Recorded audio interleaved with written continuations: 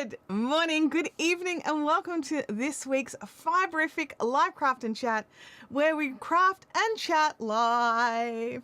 And in the weather report for Fiberific HQ, which is, where I am right now, it is 31 degrees Celsius, 67% humidity. It is hot. It is gross. We're in the middle of a little heat wave. We're having a heat wave. It's a tropical heat wave. So therefore we feel like we're wading through soup. Wear the light things, don't wear your woolens.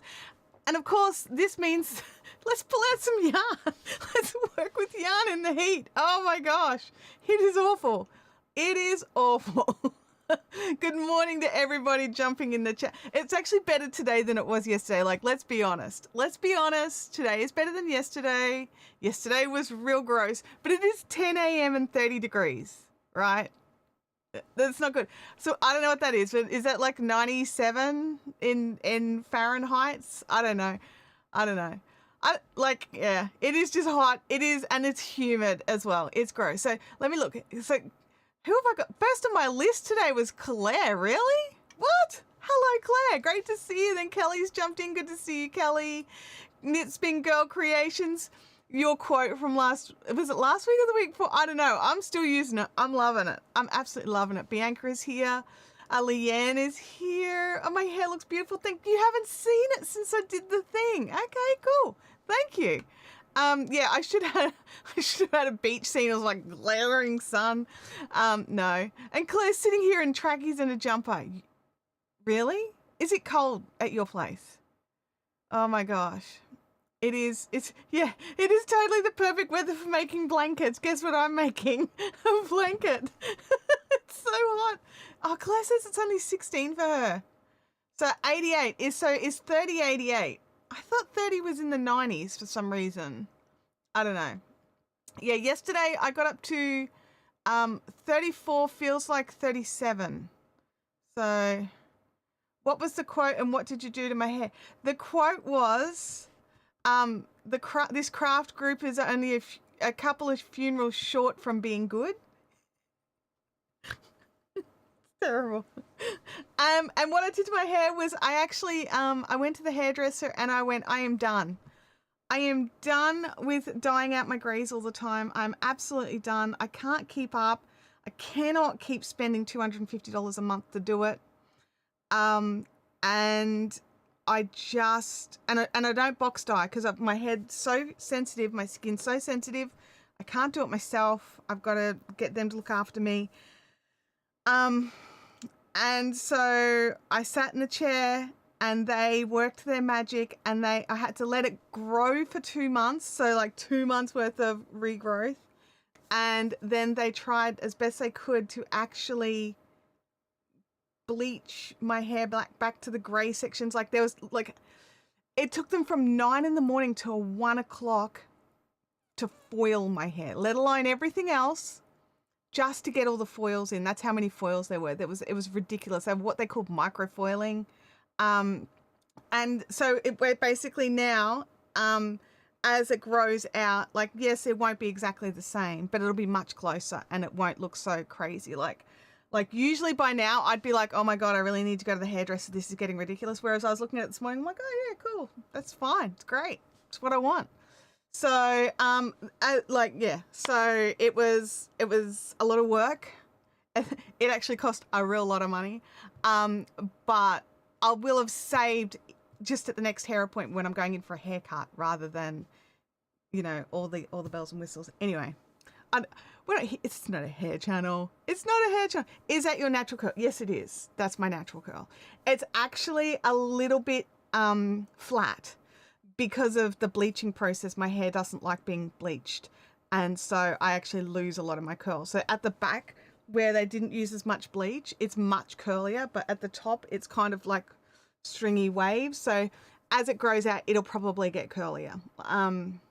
So yeah. So also when my hair is long, the weight of my hair pulls my curls out. So when my hair is shorter, it goes much curlier than when it's longer. So thank you. Thank you. I'm like, just checking the curls, Checking the curls. I did the very, very heavy duty routine this morning of wash my face with cold water and wet my hair down because it's like wild man in Borneo when I wake up, and dry my face and scrunch my hair. That was it. That's well done. Done. That's my routine. Bit of lip gloss. Woo, woohoo. Let's go. Ready to live stream. Thank you, Dolores. I appreciate that. Good morning, Vampire. It's great to see you. It's great to see you. So, a little bit of housekeeping. This Saturday is the Caffeinated Crafters meetup at the Beanley Tavern. If you want to go along to that, I actually personally won't be there, but the rest of the group will be. This morning I just got the notification just to confirm our booking, so that's all confirmed and ready to go. So you sort of just walk in and walk into the bistro, and we've got the whole long table along the glass wall, so we get lots of natural light while still being inside and air conditioned. So yeah, it looks like I spent hours. Oh, that's fantastic. That's what I want. I wanted to take literally minutes, and it looked like it took hours. So that's cool. I like that. Good morning, Teresa. Great to see you. Great to see you. So let me know in the chat. Oh, hello. I just banged the thing. Let me know in the chat. Do you have because I know not everybody's the same, but do you have like a million projects that you want to be working on? Like, and whether you're being good and just working on the one now, that's not the question. The question is, while you're working on your one project or doing whatever else, are you thinking about all these other projects that you want to be working on? Are you like trying to just, really be like, I don't know, what's the word I'm looking for here? Are you like for me, right? On Saturday, while we were ball winding all of those balls of yarn, which I am so excited got done, right? While we're doing those, the ideas that were running through my head to get started, like, oh, I want to do this with this yarn, I want to do this with this yarn, I want to do this, a million things. And then I'm sort of starting to, I had all that extra yarn, I had to find homes for it. So while I was, definitely, I was pulling things out, and I'm like, oh, I want to make this with this and this with this. Do you have those million thoughts, or is it, or am I alone in like, I want to make 11 billion crochet things or knitted things, but only work on a couple so you don't get overwhelmed. But like, yeah, you guys know what I'm trying to say, right? You know what I'm trying to say.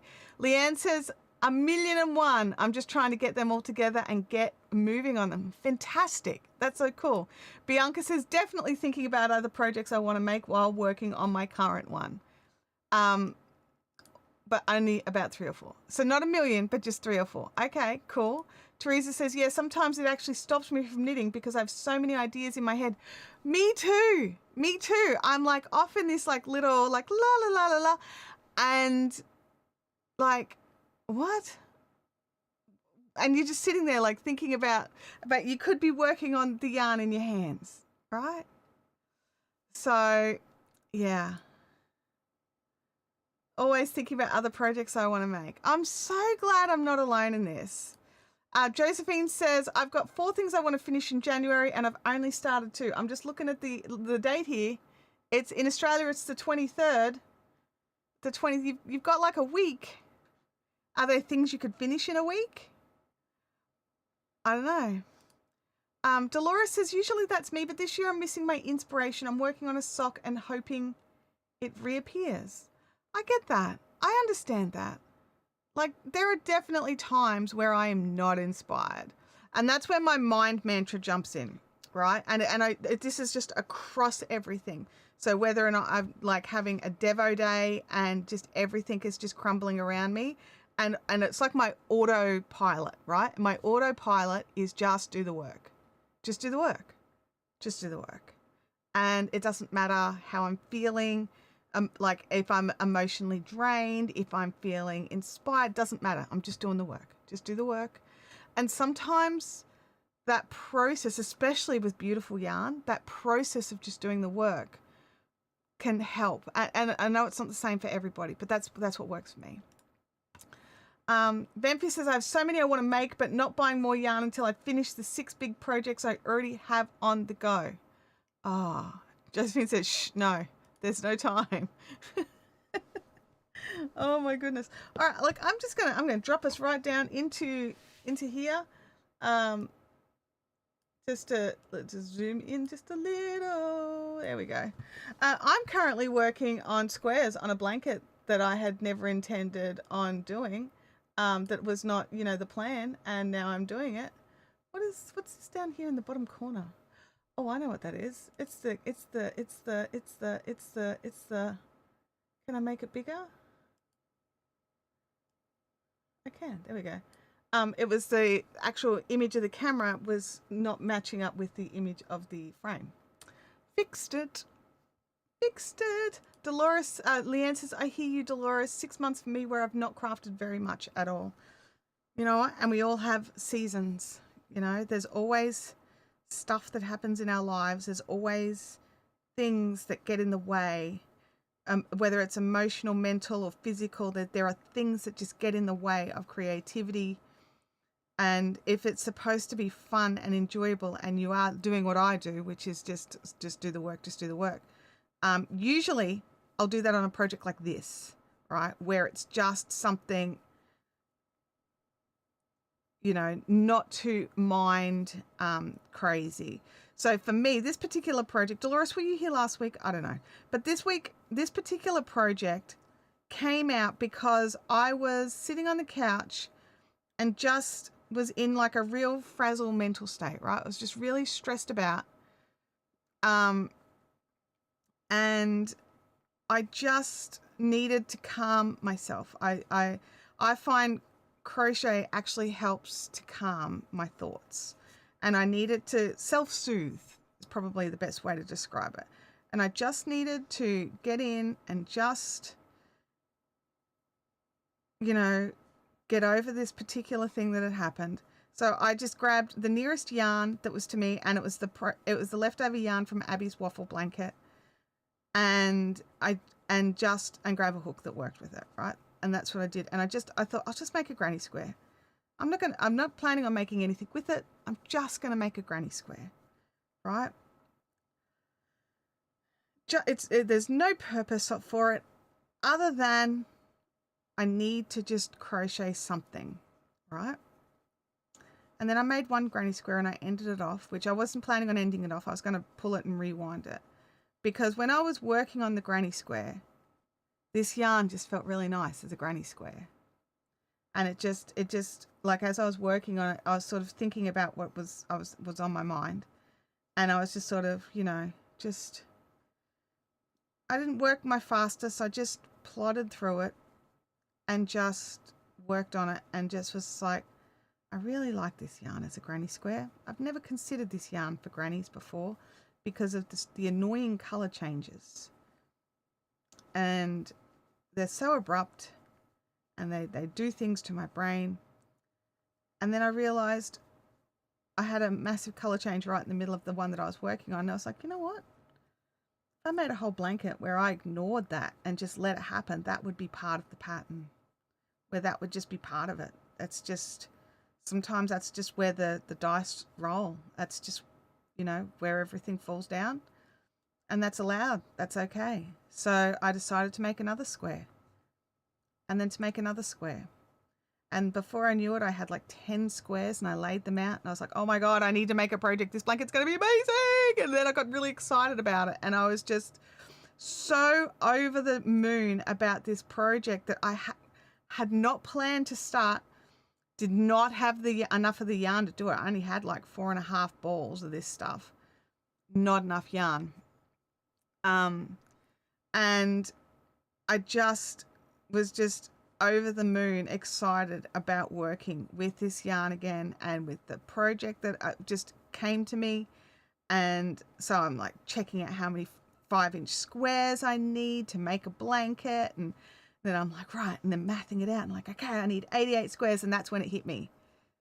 Oh, I need 88 squares. And so during the live last week, I was like looking up the pricing of like buying more of this yarn. It's like 13 Australian dollars a ball, which is a lot.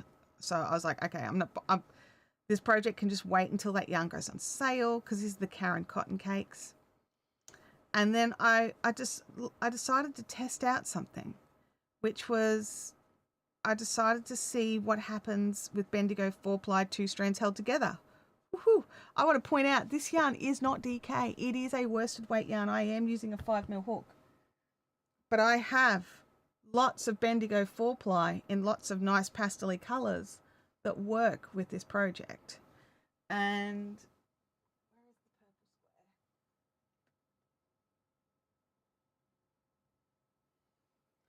square? All right, and then that is the Bendigo cotton. It weighs a couple of grams more than the others because it's an acrylic cotton blend and this is pure cotton, but it comes out to be exactly the same size. So guess what? Don't need to buy yarn. I am just going to keep going with the stash. So I'm not only am I getting the great feeling that is just working with something, working towards a project, working with beautiful yarn that feels really nice to me, especially just at the moment. And then also realizing I get to stash bust.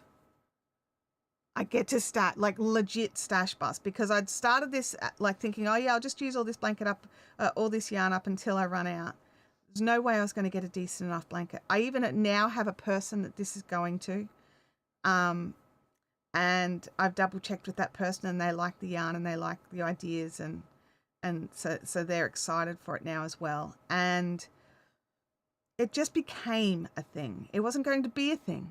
It wasn't. There's no stress behind it. It wasn't going to be a thing. And it is a thing now. And it just grew into something. And so I'm just so happy. However, while I'm working on this, now that my brain has calmed down and that I've, all my thought processes have cleared up, I'm like, oh, I need to work on my Moonicati. Oh, I need to work on my Siva top.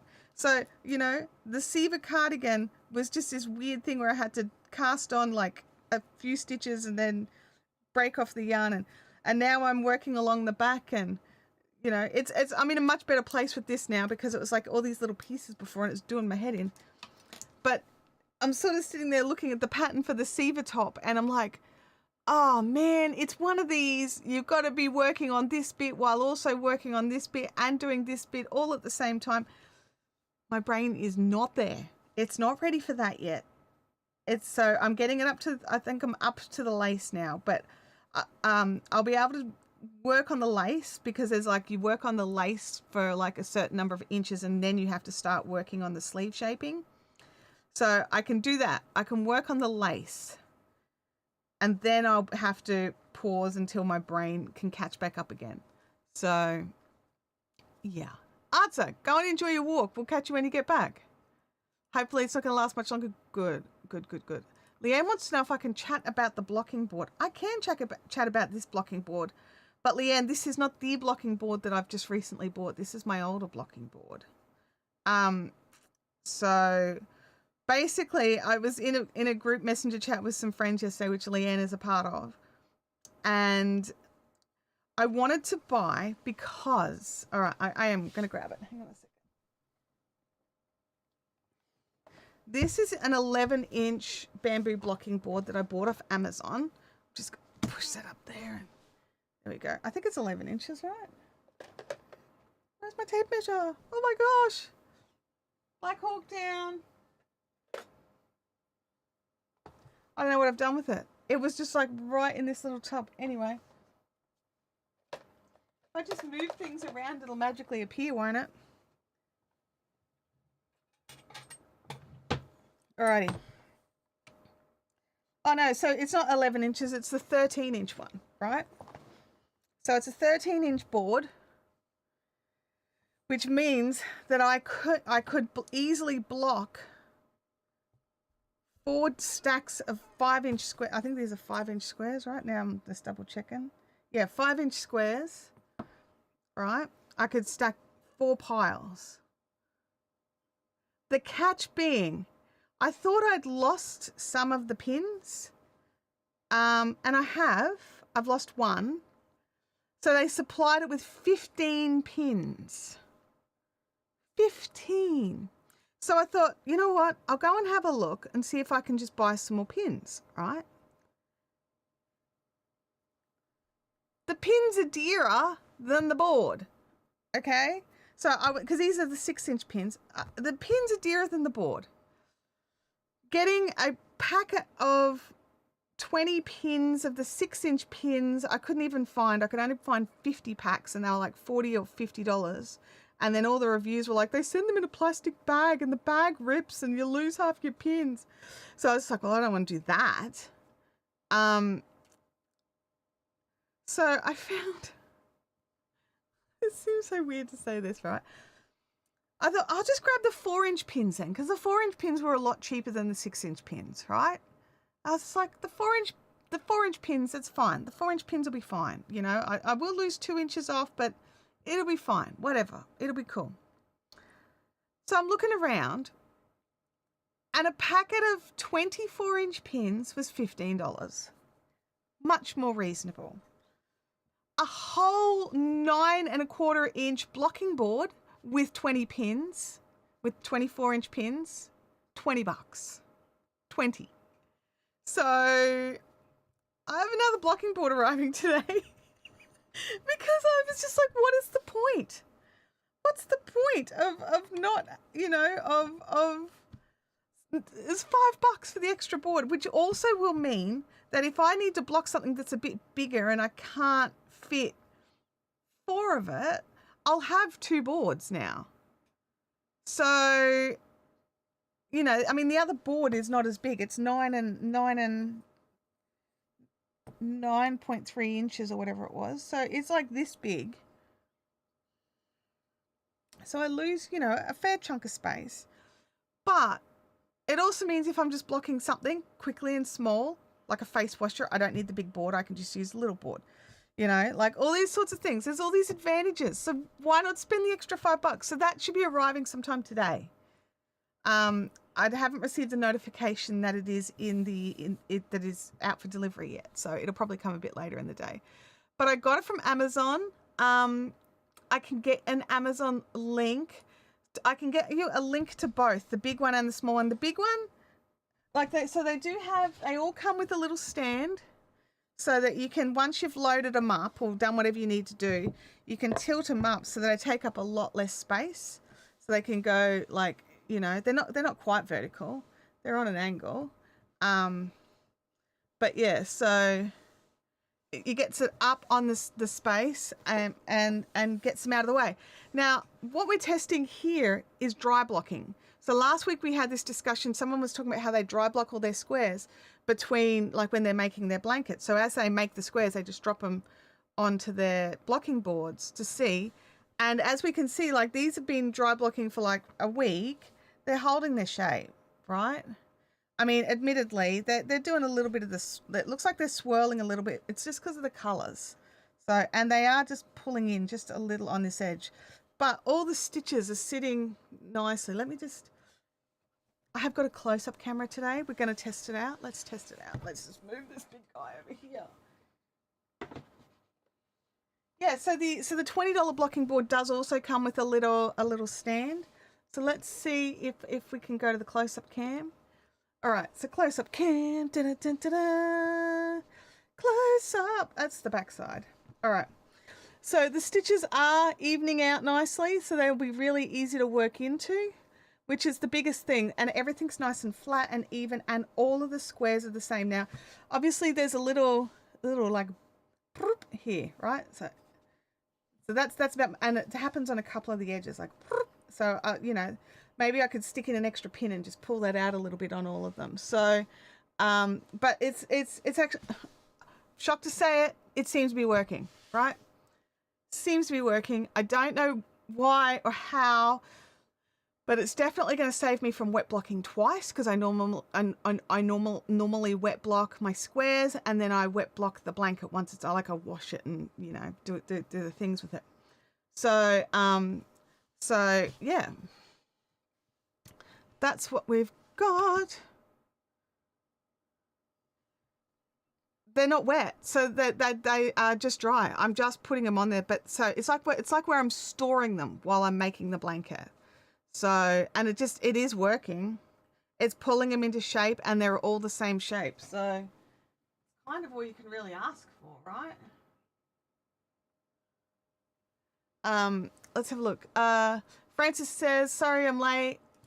The school had the temerity to ring. Oh my gosh, I hope everything was all right." Dolores says, "I missed last week. That's pretty much what I did with this pair of socks I'm working on.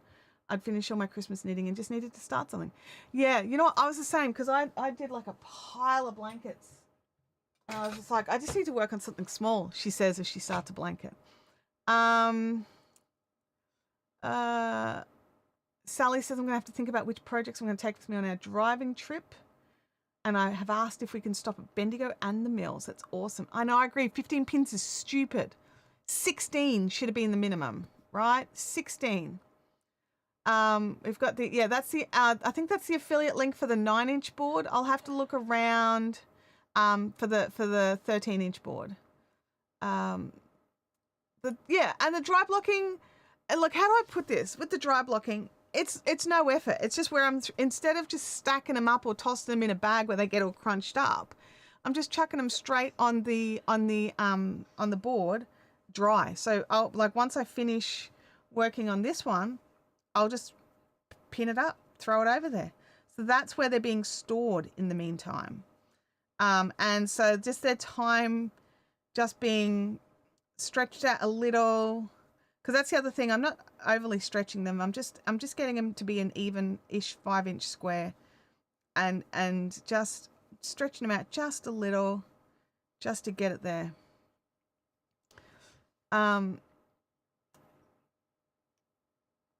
And Sarah, if you want to wet block, because this is how I wet block as well, right? If you want to wet block in stacks, all you have to do, let me just see. I don't know if the close-up cam is going to be able to work here.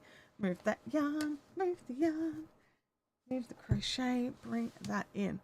So all you have to do, if you're going to wet block, is just pull your squares up and make sure that there's space. Hang on, I'll just show you what I would not put this many on that I've got here, like 1 2 3 4 5 6 7 8 9.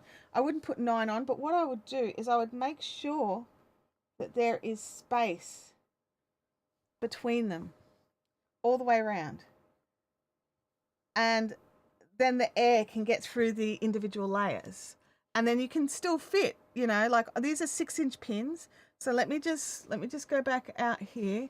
These are 6-inch pins. So let's just see how many I would comfortably fit on a 6-inch pin. I'm just moving it to where I would like to have it.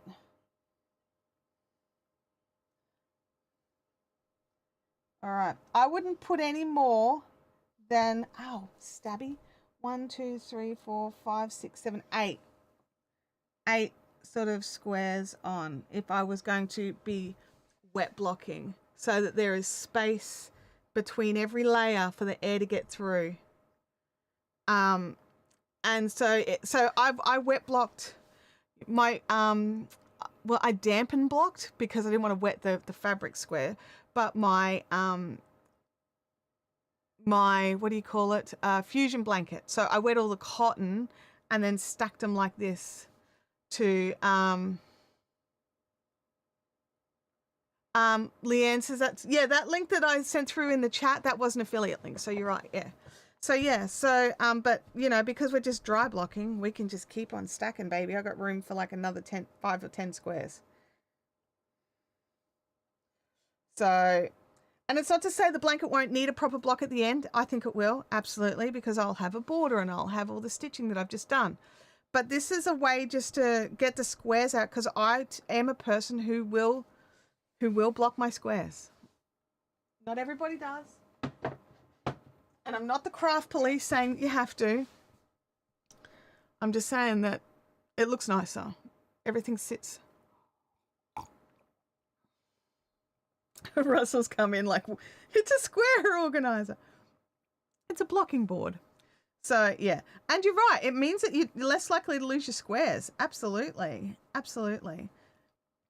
So that's that particular one. Let me just jump over here onto Amazon and grab the see if the 13-inch one is still around. My orders. Let's see if we can find my exact one. Blocking board. Now, I still use the foam blocking boards with pins for a lot of things as well. All right, so I spent solid money on this one, on this big one, and you can probably, I'm just seeing if I can find, I'm just seeing if we can find a cheaper 13-inch one. Because I spent 125 Australian dollars, or it appears that I did. 9 1/4.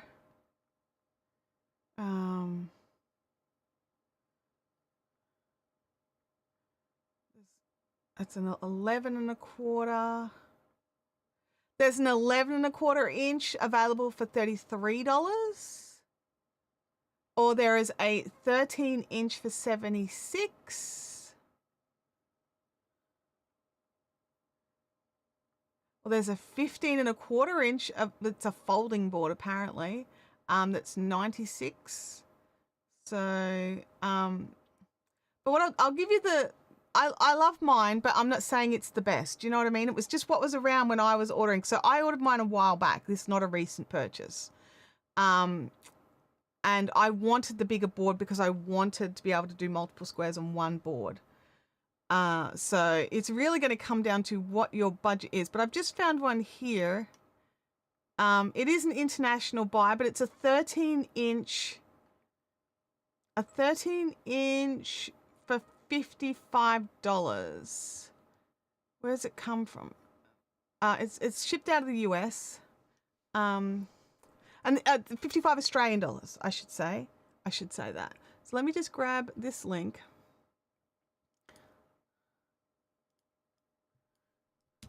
Alrighty.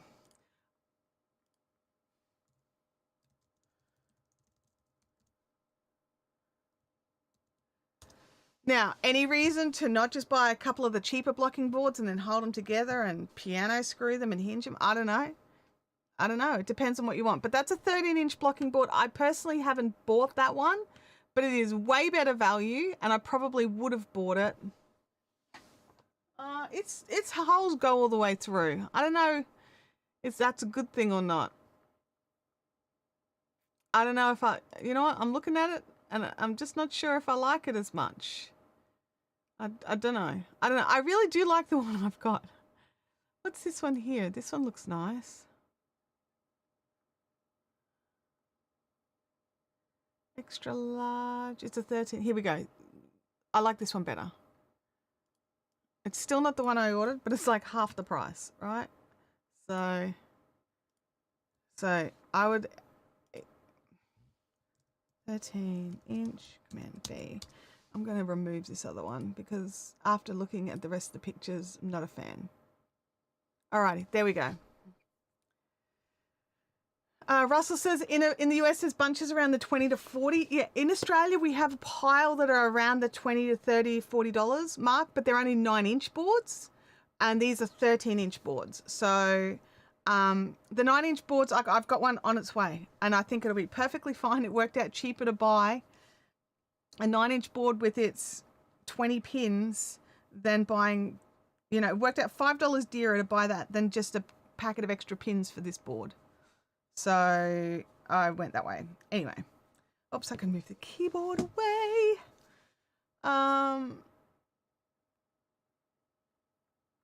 Let's have a look here. Leanne says, I love them blocked before joining. It makes it more of a pleasure to do so. It makes it so much easier. The stitches open up, whether you wet block, dry block, whatever, it doesn't matter. I'm just testing out the dry blocking. I still don't know if I'm 100% sold on the dry blocking. it's working on this particular yarn. That's what I can tell you. So, you know, it's definitely working on this particular yarn. And all it is, right, it's a board with 3mm holes drilled into it to a certain depth. They don't go all the way through. I prefer it when it doesn't go all the way through, I think. Because any pins can't fall all the way through. And Bianca, I did try using some DPNs, but they just kept falling out. You know, it was because of the tapered tips. They just kept, I couldn't, like, because the tips taper, it wouldn't get to the correct size before, and it just wouldn't be snug, and they just kept falling out. So I just, it doesn't work. At least it didn't work for me. So I pulled them out, put them back in the DPN's case, and, or did I just dump them? I just dumped them in my bucket of things that need to be put back in their cases.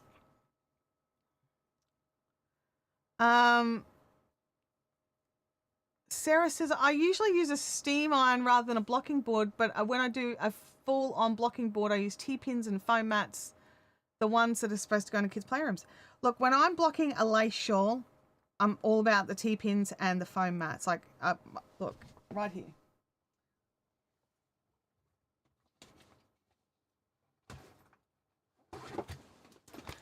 Foam mats. All about it. There's different things that require. Oh, everything just fell down. Good job. Hold on me. Get back over there. Get out from under my chair. There we go. Okay. Yeah, so different things require different blocking, right? But when I'm blocking a shawl, it's T-pins and foam mats all the way. If I'm blocking a big garment, it'll be foam mats and T-pins again. When it comes to blankets, it's usually sheets on the bed, towels on a bed, and just sort of pushed out. So yeah, it's definitely, it definitely depends on what you're making as to how you block it. But I find that when I've got to join something, like when I've got to, especially like this number of squares, it's going to be 88 of them. Oh, I can't count. There we go. When I've got to join something, having them blocked out first means that all the stitches have evened out. So the joins look better. So, I don't know. It's a personal preference. There's no right or wrong. I just think at some stage your project does need blocking, whether it's just a wash and a pin out or a press out to where you want it to be, that's still technically blocking it. Before anyone jumps in the chat and says, I've been crocheting for 60 years and I've never blocked a thing. If you've washed it and laid it out, you've technically blocked it. You just didn't know that's what it was called.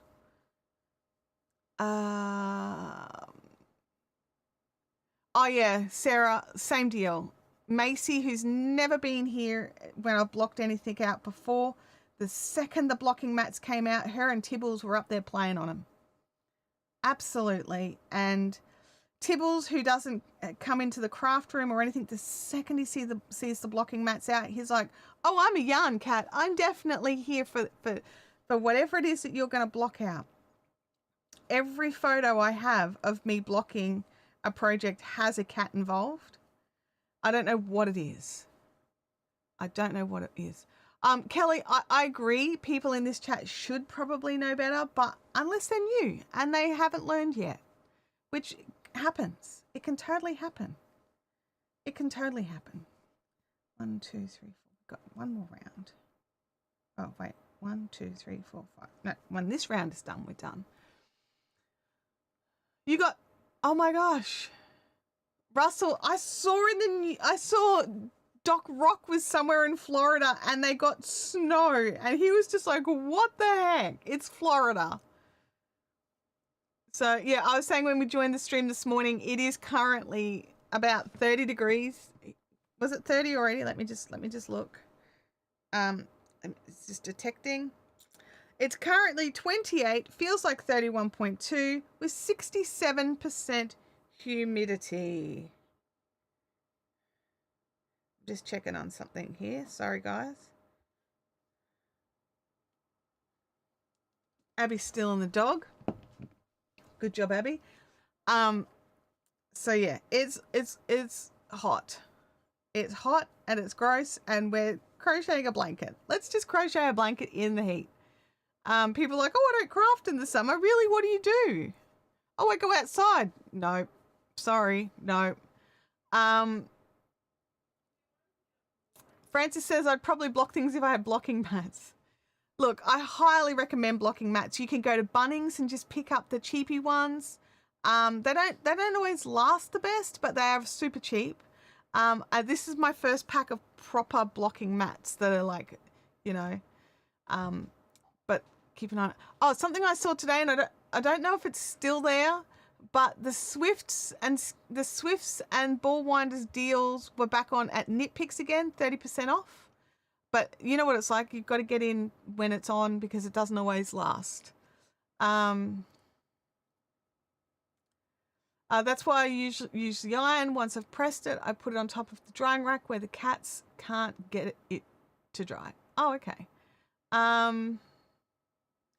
Oh, look, I'd happily send you 15 degrees Celsius in a heartbeat. I could totally survive with 15 degrees here. If that would bring you up to minus 15 instead of minus 30, I would send it to you.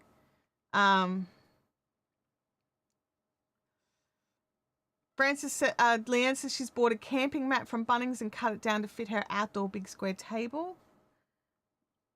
Bianca says, I don't craft with wool in summer. That's why I have cotton and linen. Absolutely. Let me just... Can one of the mods throw in my Knit Picks link, please? I do have a Knit Picks affiliate link, so if you are considering checking out the Knit Picks deals at the moment, I would really appreciate it if you would click through with my affiliate link. That would be super awesome.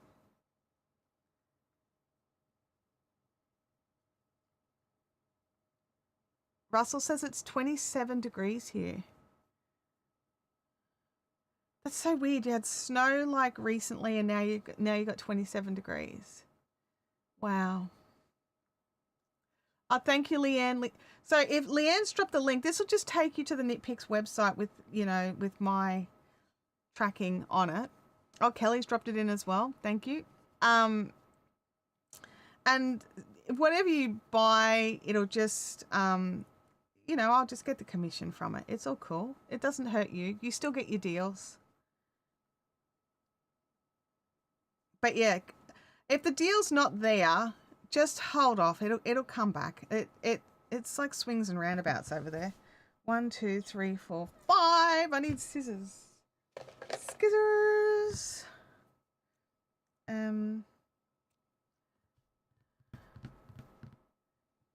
I were a weaving in needle, where would I be?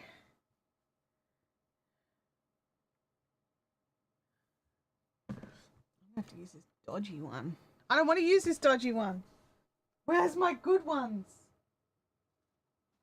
Like, seriously. I own like packets and packets. I don't want a plastic one. I've got 2 lip balms. I've got Sharpies.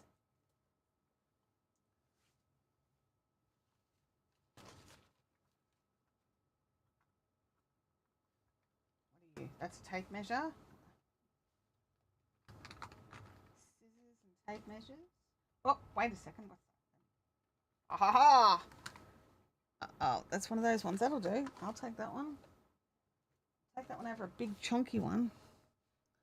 Sorry. Is that a new background? No, it's just a mouse pad. It's a new mouse pad I got from. I got it. Where did I get it? Just before Christmas, I think.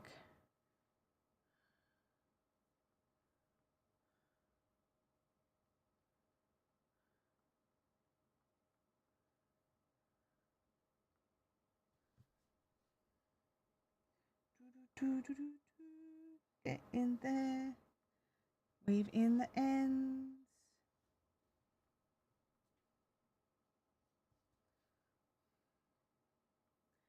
Kelly 3D printed me this. This is a 3D printed needle. And it's still better than that. That I paid actual good money for.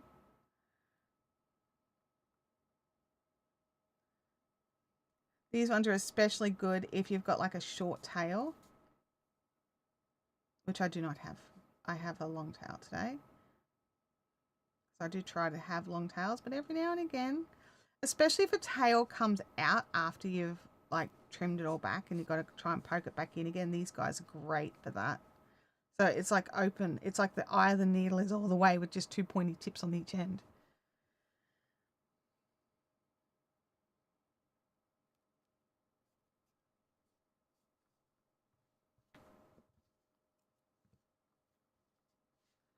Molly, it's good to see you here.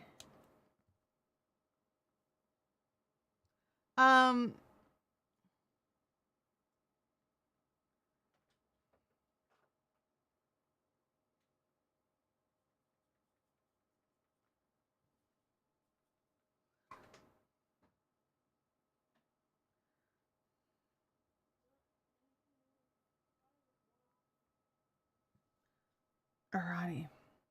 I need some coffee before it gets cold. I don't have the lid on my coffee.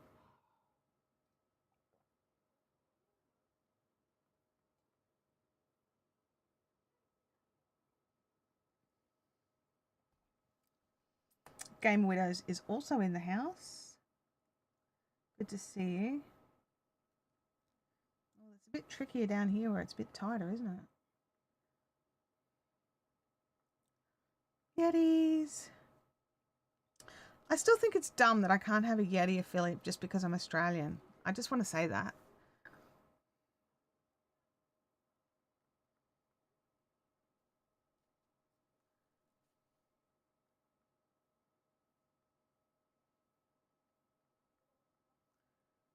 Danger Will Robson, no lid on. The coffee is over now. The tea has a lid. The water has a lid. I actually meant to finish the coffee before I started the stream. But I got sidetracked.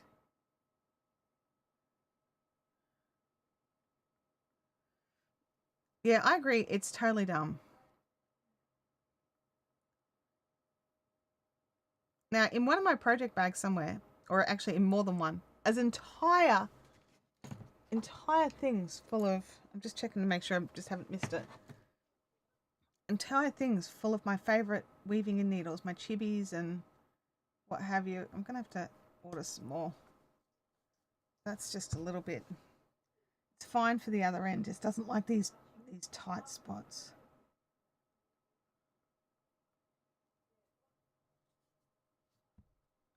All right, that's enough. That's enough weaving in there. We might save the weaving in.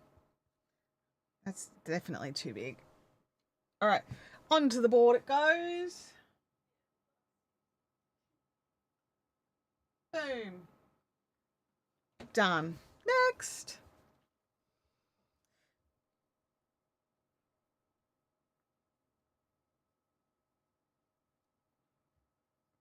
Yeah, so I'm just trying to think which one of my project bags currently has all the weaving in needles in it. Oh, Russell, I think you've got Tiki Toki back at least for the next 75 days, don't you? Yeah. I think it'll be interesting to see what happens. I think those people that sighed their sigh of relief may have done that a little too soon. It's not a done deal. It's just a reprieve. So we'll see. I don't do much over on TikTok other than consume content over there. It's not one of my preferred platforms. I still post videos and stuff every now and again. I prefer YouTube. That's all. All right. I have to check in a bag, right? Because I'm like, the bag that this project is in surely would have a weave-in needle in there somewhere. Nope, it has a beading needle.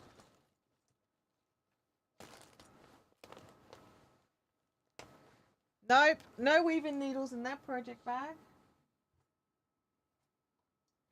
Seriously, world, where's all my weaving needles?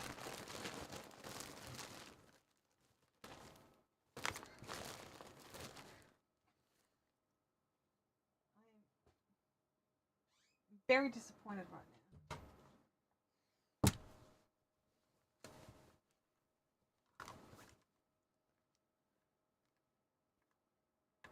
Scissors, another plastic weaving. I can't even visualize where they are. They went black on their own, took their other offerings like, oh, yeah, I agree. Russell, I agree with you. They went black 13, 14 hours before that they had to, and they didn't just take TikTok, they took everything ByteDance's own. So CapCut, Lemonade, Marvel Snap, like everything. They just took it. I think they did it intentionally to cause an uproar. And then everyone was all like, oh, the world is falling. And apparently, I didn't see any of this, but apparently there were TikTokers out there who were like, you know, actually, I do all this stuff and it's fake. And so they've like shot themselves in their own foot because, you know, TikTok's back now. And their audience like, what the heck? What the heck was that? So you know, they were like, just kidding. Oh dear. Yeah, I'll just weave in there. All my weaving, because usually I do this project out in the living room. So they'll all be out there. They'll, on my little trolley out there, they'll just be like in one of these cups, just overflowing with weaving needles. They're probably in the same place as your tape measures. I'm pretty sure there's a black hole somewhere in my house because I can never find either of them. Well, I end up finding a tape measure. I just didn't find the one I was looking for. See, I have a tape measure. Bye, Mum. Bye, honey. Have fun. Be safe. But yeah, so it is. You know, I found a tape measure, just not the one I was looking for. I have a white square one that I really like. It's my new one. I got it in a It was one of the little extras in the advent I got, and I'm actually really like it. It's the Chowgu tape measure. I didn't know they had one. Well, they didn't have one when I was a Chowgu dealer, but yeah. Let's see if we can just zoom this in a little bit more. Oh, let's not zoom that camera in. That was terrifying. Wrong camera.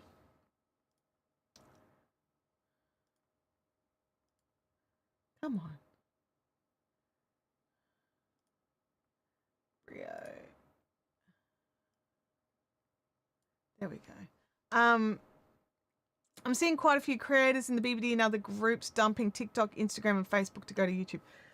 Look, yeah, there's definitely there's a big thing going on right now with people making some decisions around Meta based on some of the actions of Meta lately. So that's Facebook, Instagram, and Threads, and also Twitter, with some of the stuff going on. And I get it. I totally get it. I'm over on Blue Sky. I'm loving it over on Blue Sky. I think it's a really great place. I'm not super active on Facebook, haven't been for a long time. You know, Instagram I still use. You know, it's a bit different, but I've been seeing some friends based in the US who have found, especially on Meta products, that they're now miraculously following a couple of social media accounts they weren't following previously.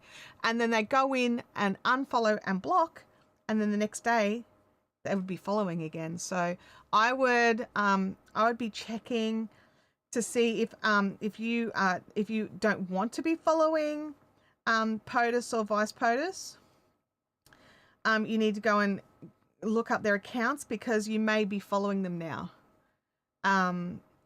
More so from people in America. I haven't heard of it happening to anyone outside of America, but I'm seeing quite a few posts, and I've had a few DMs from people saying, can they even do this? And the answer is apparently yes, they are doing it. So and I find that, like with Twitter, when Elon took it over, I was all of a sudden following Elon Musk's account, and I had to unfollow that because I'm not interested.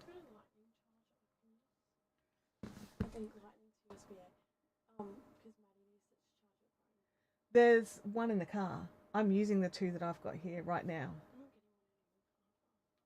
Okay, sorry. But there is one in the dash center console of my car.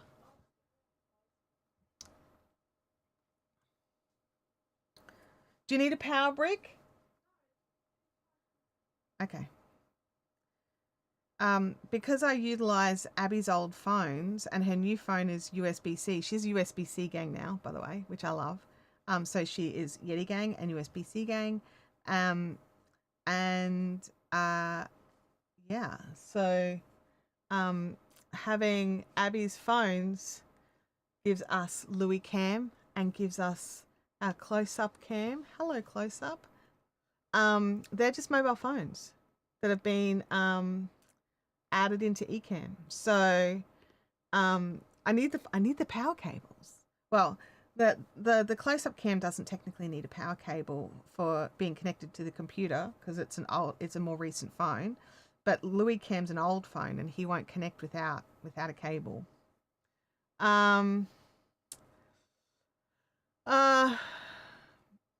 Francis says, I found I was following some pages and groups that I hadn't signed up for. Yeah, it's always worth double checking who you are following on socials because you don't actually have 100% control over that and you can't. Like, it's part of the terms of service. It's what you agree to when you agree to have the account. And you can post all you want and you can be all like, you know, someone will post like, all you have to do is copy and paste this thing and write this post and then they legally can't. No, none of that works because you agreed to the terms of service of the platform. The only way they don't have rights to your photos, to whatever it is that you've posted, is by deleting your account and removing those items. That's it. I don't know how to see who I'm following on Facebook. There's a phone. Are you Android or iPhone? Let me just have a quick look. I'm just not sure either. Facebook. If I go to my profile, and then I can usually just check. Oh, okay. So if you go to Facebook, you go to your own profile, you can click the friends and it shows you who everyone you're following. But the quickest way to double check if you're following someone you don't want to be is just look up their name and just see if you're following them. But you can actually just go in and you can do that on desktop and iPhone as well, but that's just how to do it on Android. But you just go to your profile and then tap on your friends and then your friends list will appear and you can see who's on it. So yeah.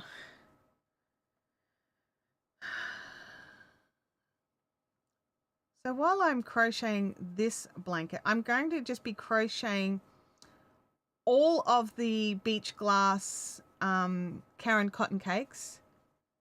Oh, Russell says that worked on my iPhone. No POTUS. Oh, good. Well, it's good if you don't want to be like, you know, you might want to follow him. I don't know. But it's good to know that you're not following someone you didn't sign up for.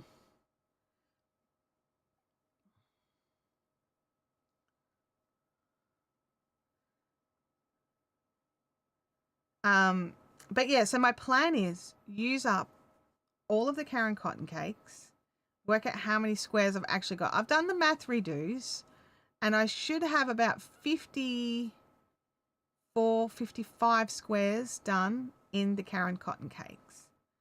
Then I will go and build it out to the 88 squares that I want using various pastel-y colors of Bendigo cotton 4-ply, which I have an abundance of.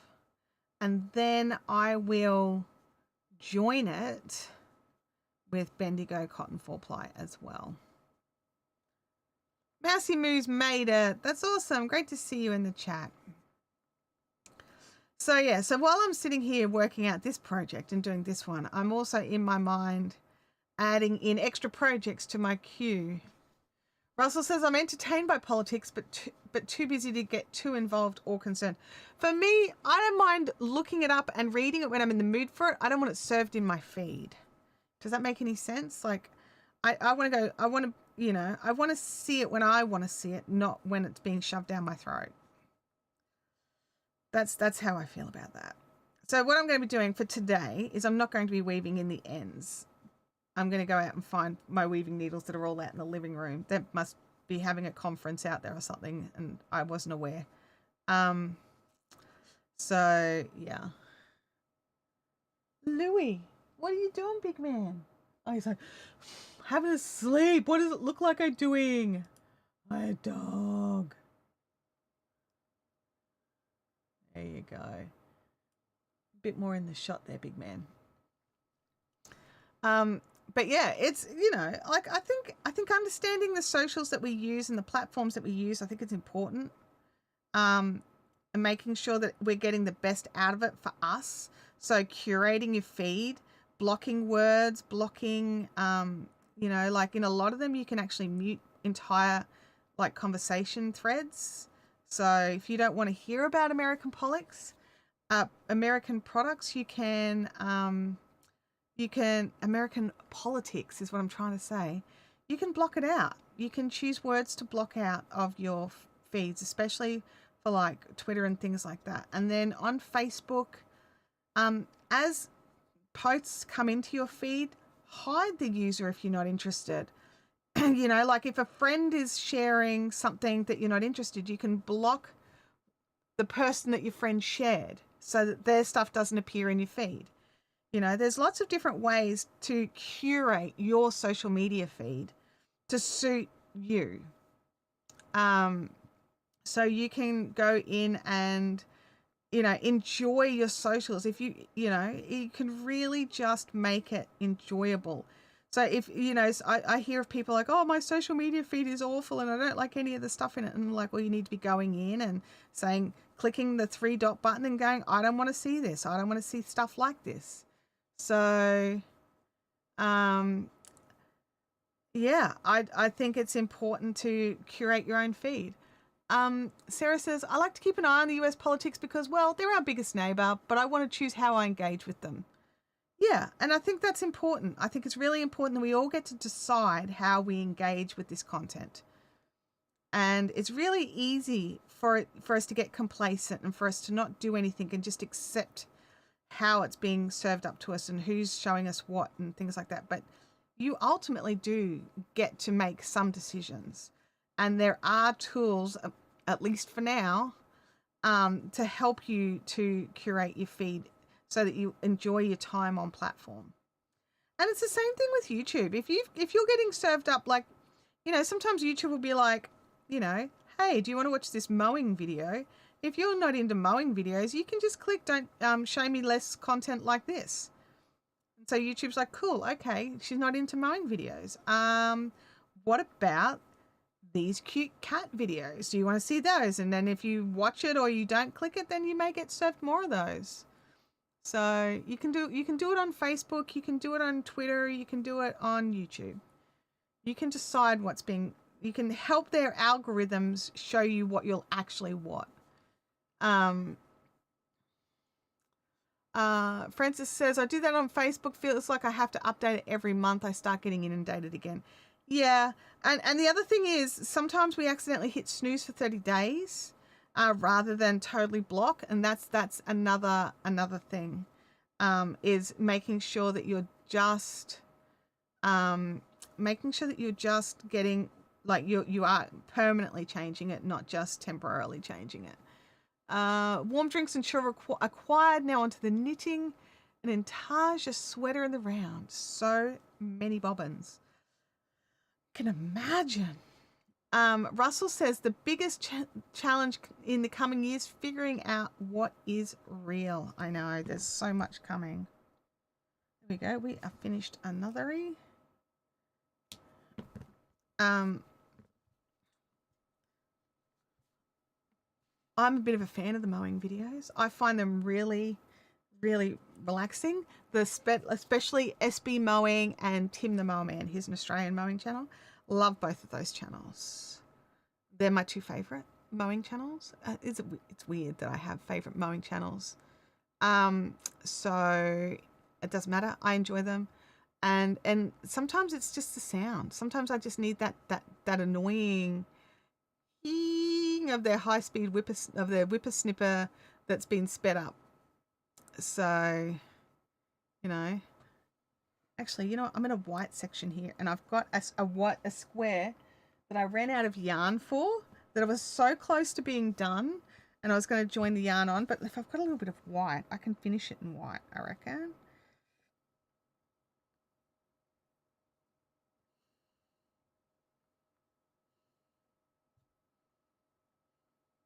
Can I finish one more stitch? No, I need a bit more length there for weaving in. I love the dog grooming channels. There was a lady that I used to watch, and I never followed. She was on Facebook, and I didn't follow it, and I regret it because she used to go around to. Oh, I just did the exact same thing again. Gosh, I'm a numpty. She used to go around to farms and shear their, like, you know, farms that just had like one sheep or something, and it was like, it's quite awkward to get a shearer to come out for a single sheep, so they quite often end up with like these massive coats, because no one, you know, cares enough. Well, I mean, their owners care, they want them shorn, but they it's just tricky. Now that needs to go like that. That goes here. That goes there. Drop that guy off.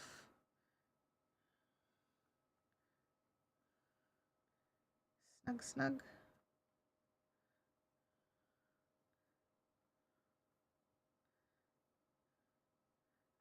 Sorry.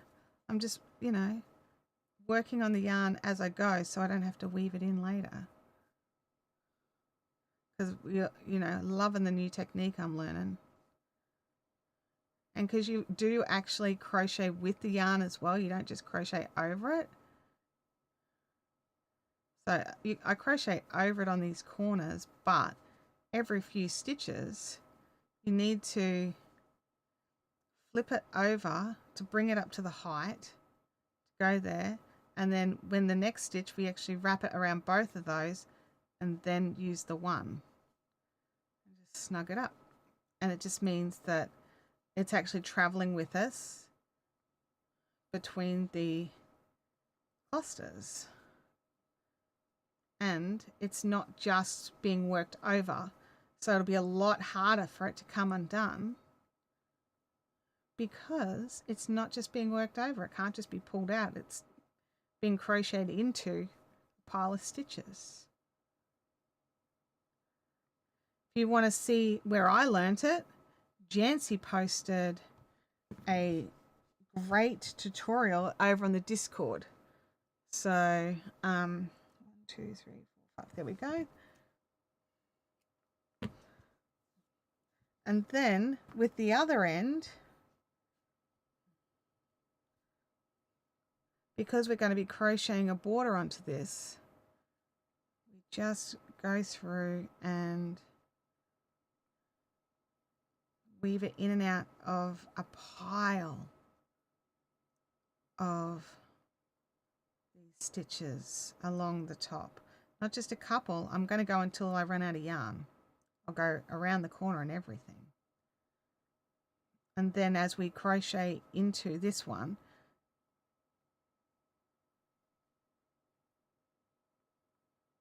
or crochet over these stitches later, it'll be embedded in.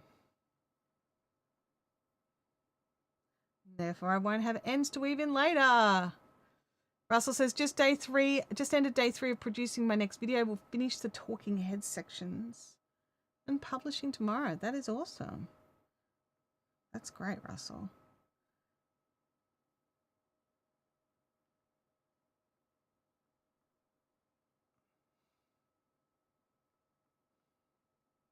All right. And then once we block all that out, I'll just trim that little end off later. That can go over there.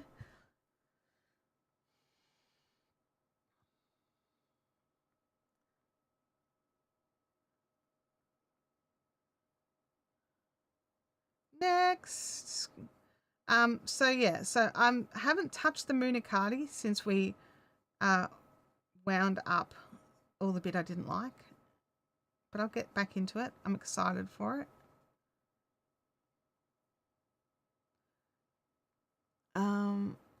Sarah has a feline invasion on her lap. Gosh. Why is there a divot in one corner of the block? Okay. So see how basically what's happened here on both of these blocks. We have the close-up camera. Why not use it, right? So we have where we've just ended off the stitch and it's not joined on yet. When you actually join it, you sew it through. So let me just pull off a previously done one. So it actually just ends up joining on. I'm just trying to find where, here it is. It's probably here. Yeah, there it is. So when you actually join it on, it just looks like another stitch. Rather than, because I don't know, I didn't always do that. Here's one. Whereas if you join it on now and then tie the slip knot, you get like a little extra bit. It's a little extra bulge. Whereas here, no extra bulge. So it just looks like a stitch that you've just, let me just, where's that corner? There we go. So that one just looks like a stitch and that one's got like an extra little bit. So I'm making invisible joins. And because I don't have the weaving needle handy, I'm just leaving them. I'll do them all after the stream when I go out to the lounge room.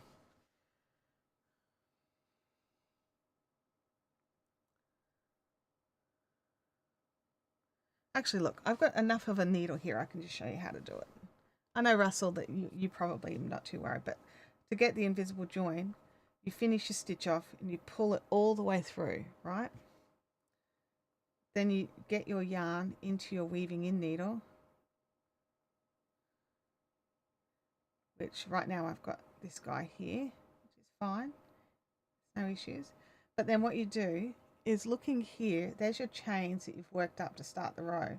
You go in under the first stitches, you pull that through, and you pull it till it looks about the right size, and then you feed this back through the top of the stitch you were in, and that creates the stitch, and then you just weave in at the back like you usually would, and that's how you make your invisible join.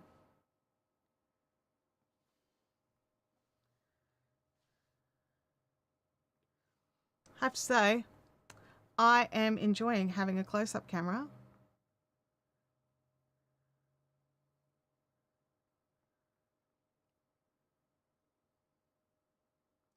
It is nearly like a duplicate stitch, sort of.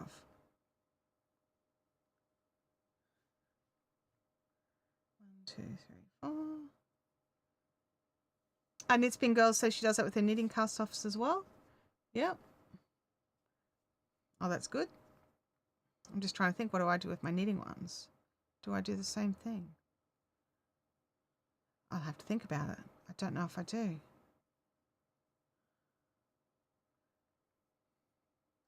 I still really want to knit a blanket. I was knitting a blanket, which is where all this yarn came from, which is why it's actually already in little balls of 2 strands together. This was a square of the blanket, which is why it's in this smaller thing. What are you using for a close-up, Kevin? I'm using a iPhone 11 on the continuity cam, which connects into eCam really easily. So I've currently got it plugged in, but that's just for power. So let me just unplug that, because it doesn't need it for the connection. So it's basically just plugged in. So if I just switch to it now, it'll just show whatever I'm pointing at. And it does this thing where it'll zoom itself in and out and stuff like that. I'm a bit shaky, sorry. I'll put it here. It did that itself. It's trying to get my face. Get away from that. I don't want that.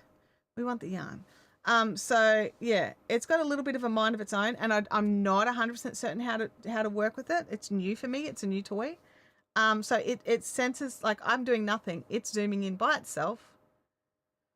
And I don't know if it's because this particular phone is playing up, because it is.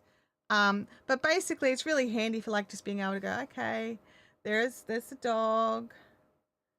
And there's my empty coffee cup, and there's my tea cup, and there's my stream deck, and oh look, there's another yarn project. You know, like it's super. It's a bit of fun. Is really what it is. It's not necessary. It's not needed, but it's a bit of fun, right? But yeah, it's Ecamm makes it really easy to bring in phones, and then Louis Cam is just an old iPhone 7 that still needs a plug to be connected. So whereas with Continuity Cam with the newer iPhones, you don't need to have it actually plugged into the computer. I've been keeping it a little bit plugged in, just keeping an eye on its power level. Nothing sort of super, like there's no other reason other than just up checking it's got power, because you know it needs to have power to work. So yeah, so just a little iPhone is my close-up cam. So technically right now I have 1, 2, 3, 4 cameras for this little live stream. How many of them are necessary? One. One's necessary. The rest is fun. Francis says, because I'm still on leave, I'm going into the guild on Thursdays after the live, so I get a doubly craft day. Ah. Oh, Russell says my iPhone 11 doesn't zoom in on its own. Wonder if it's Ecamm. I don't know. I don't know if it's Ecamm, but I also know the reason Abby changed phones is this one is it plays up. Like basically it's got a cracked screen, and the screen is over a point where you would normally swipe to change screens, so it does stuff by itself. So I will probably, like when I get my own iPhone, I will probably, you know, relegate the 11.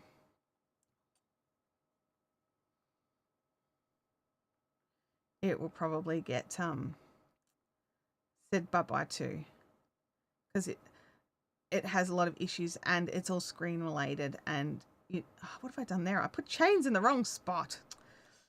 Pull it out and fix it up. Da, da, da, no chains required there, dum-dum.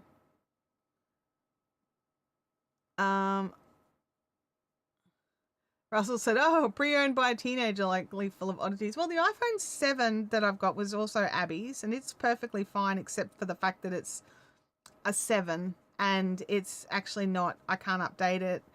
A lot of stuff, well, I can only update a few of the apps. I can't update all of the apps. It doesn't have access to the continuity cam. Like there's just some things that it just doesn't have access to, which I understand. Leanne says, I saved a very basic knitted baby blanket pattern. I need to purchase an 80cm cable, I think I read. Okay.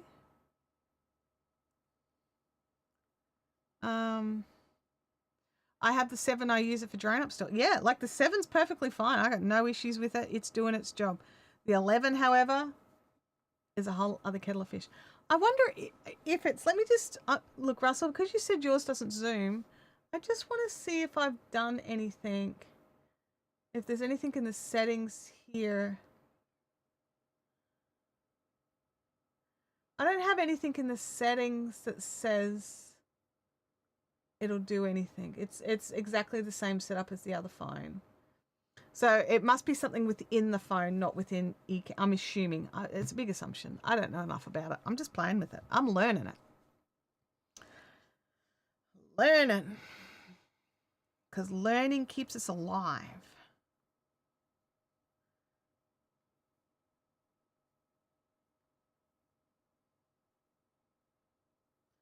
Righty, now we're nearly back up to where we were when I had to pull it all back out.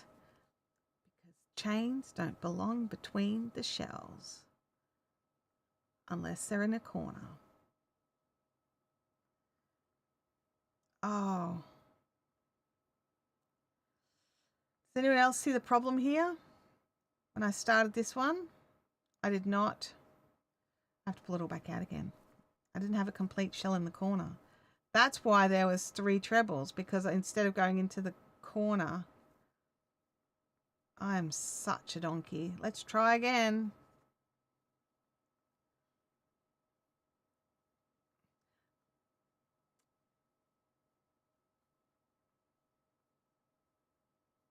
There we go. It's amazing how much easier things will be when you actually do it correctly. You need more bobbin holders. Do you mean like the plastic thingies? Because I got huge packs of them from Nitpicks when I a few years back, and I love them. I think they're great, the Nitpick bobbins. So maybe if you're going to order yourself that Swift and ball winder set, throw in a couple of packets of bobbins while you're there. You can get different sizes depending on what you need. So if you don't need big bobbins, you don't have to have the weight of the actual bobbin dragging the back of your project down. Alrighty, let's see if third time's the charm, eh? Third time's the charm.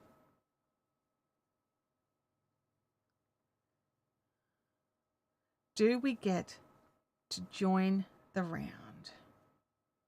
Yes, we do. Oh my goodness.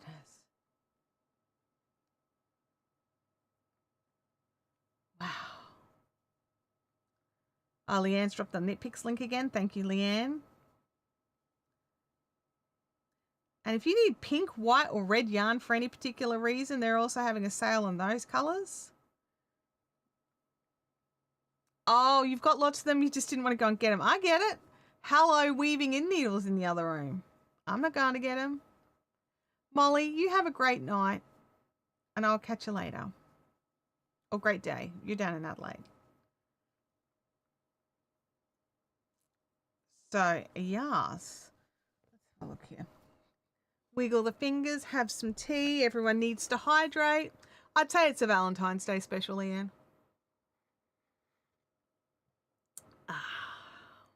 Tea is good.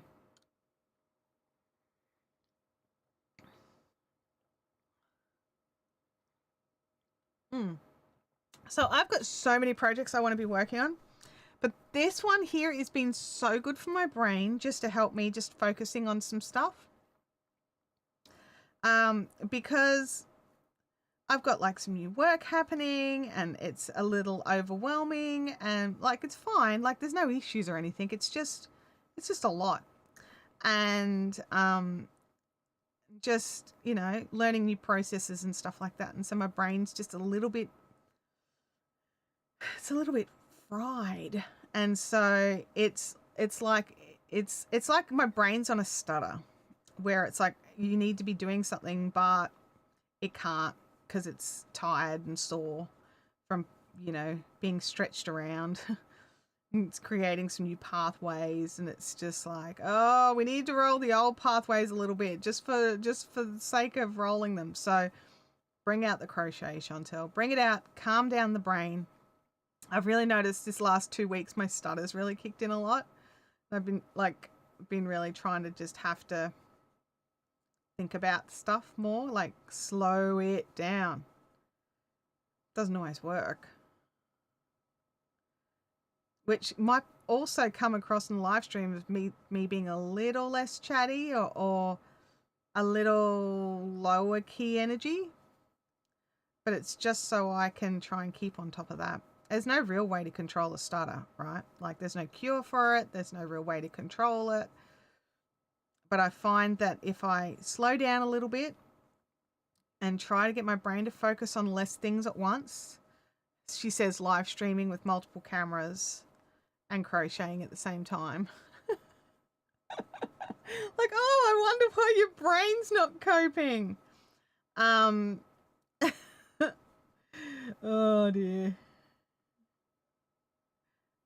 Here we go. Blue's kicking in.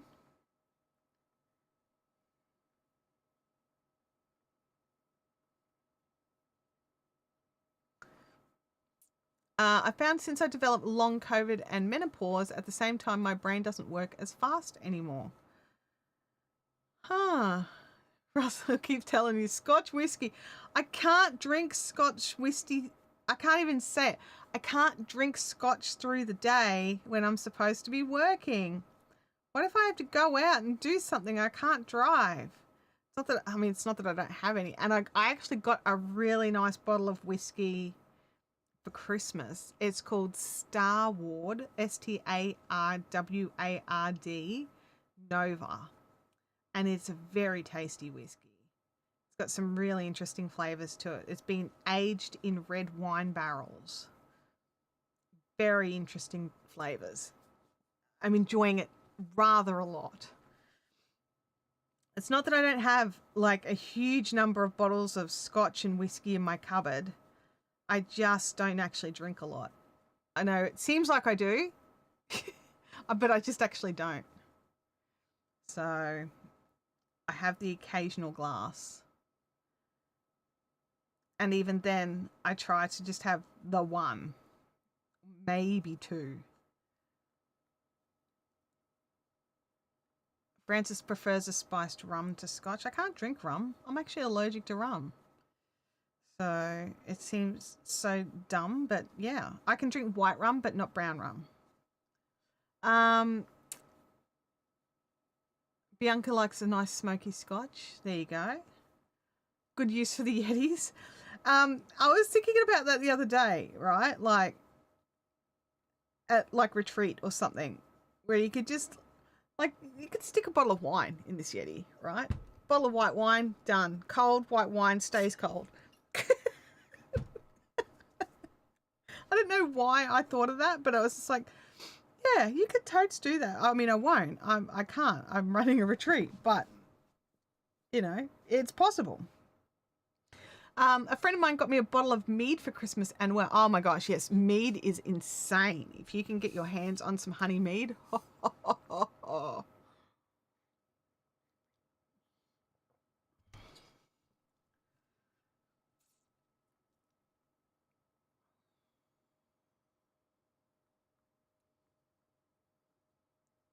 Um, oh, you having a stretch, Lulu? Very cute. So yeah, so you know, there's lots of things, and I've been trying to keep a cold at bay. Which again, Russell, the Scotch should probably fix that too. But I don't tend to drink when I'm not feeling well.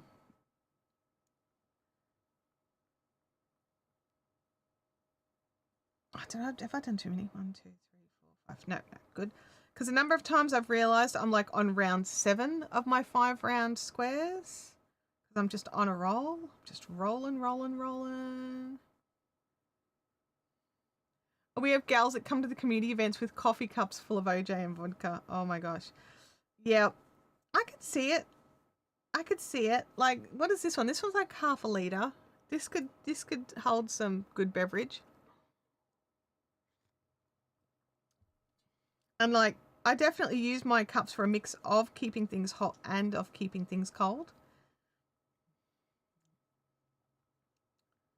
And I'll tell you a really good thing, like if you've got a warm, like if you've got a drink like that you've bought that was, like this is the example because this is what I did it with, was my spiced ginger beer that I get at Christmas. It's a non-alcoholic ginger beer that only comes out at Christmas, and it's just beautiful. But it comes in a carton out of the, just out of the grocery area. It's not in the fridge or anything. So you get it home and it's hot, but you don't want to wait hours and hours for it to chill down. So you fill your Yeti cup with ice, right? Then you pour it over the ice and it is instantly cold and stays cold and the ice doesn't melt. So, yeah. Well, the ice doesn't melt much. It does melt a smidge, but not much. So, yeah, it's good for that. Yeah, autopilot granny squares, right? Because your fingers just fly over them, like, or your hooks fly over them. 1, 2, 3. And, it just becomes, it does become like an automatic process. And I think that's why it calms my brain, because it's such an automatic process that I don't really think about it all that much while I'm doing it, which is why sometimes there's mistakes and I have to pull it back and fix it. But I just accept that. That's the price. That is the price, and I will fix it, and I will go back forward again, and I will make an entire blanket out of these little cute squares.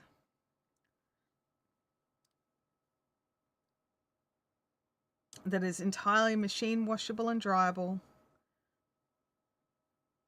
and will be easy to care for the giftie.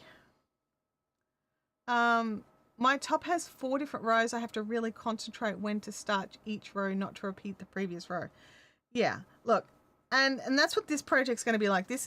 I'm up to starting. Oh, come here, you. Let me just pull this. So this is the back of a singlet. I just trashed the entire desk here. It was all tangled up and I didn't realize it. Get off that. You don't belong there. Poor little stream deck ends up crashed and burned. This is the back of a singlet, right? Or like a sleeveless top. So these will join to be the straps. There's 2 of those. This feels like an awfully wide singlet. But anyway, this section here will be a lace triangular panel. And so I'm about to start the lace. I've got to double check, but I believe I'm about to start the lace. But then after that, part of the way through the lace, I'm also going to have to do armhole shaping at the same time. So this is up to a point now where I'm not doing it. Not for a bit. Not till my brain calms the farm, right? Just settle pedal. So I've got other projects I can do instead. Okay, 4 of 6 colors attached with the bobbins. The other 2 need to be wound up. So that'll be a tomorrow project. Okay. Oh, that is good. You're making progress. Gotta love that. After Saturday's live stream, the dust in this room was awful, let me tell you, from winding up all those really old projects. But my brain was just like, this is awesome. And I've got all this cool yarn back that I love. That one's done. Add it to the stack. Purple Crochet and More with Dreeny. Welcome to the channel. Great to see you here. Sarah is off. It's great to see you. Thanks for jumping in, Sarah. I know it gets quite late for you. Appreciate you popping by.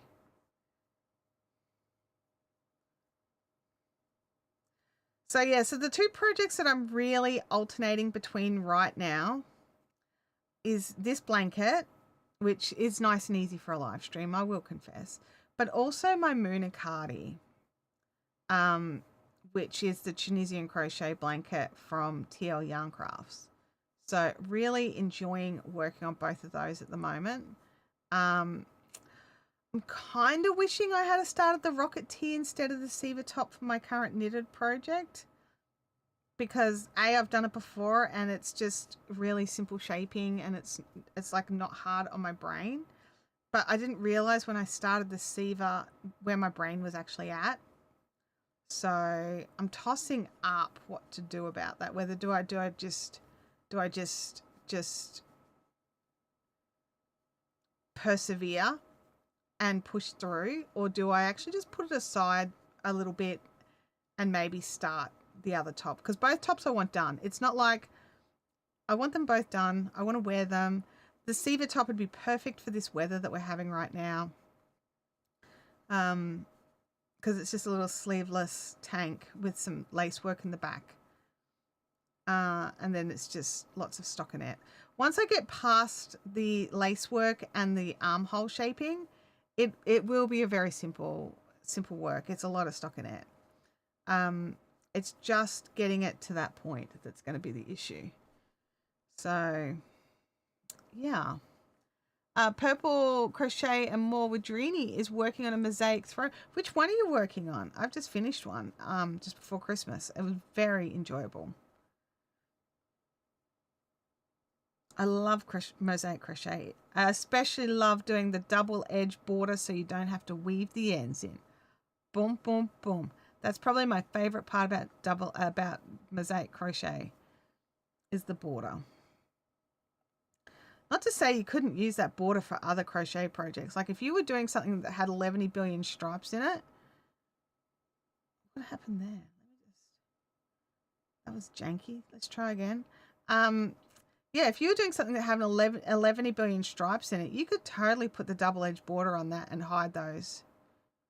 You don't have to deal with them. Get in there. Get in there. There we go. That's better. I don't always work into that chain. Sometimes I do the next stitch over, but that time it just looked janky. So yeah, you can absolutely put one of those enclosed borders on whatever blanket you're working on or project. I mean, I've put one on to, like when I did my test mosaic square or rectangle for the big pink blanket from Crochet with Claire. Even on the little coaster size version of it, I popped the border on there.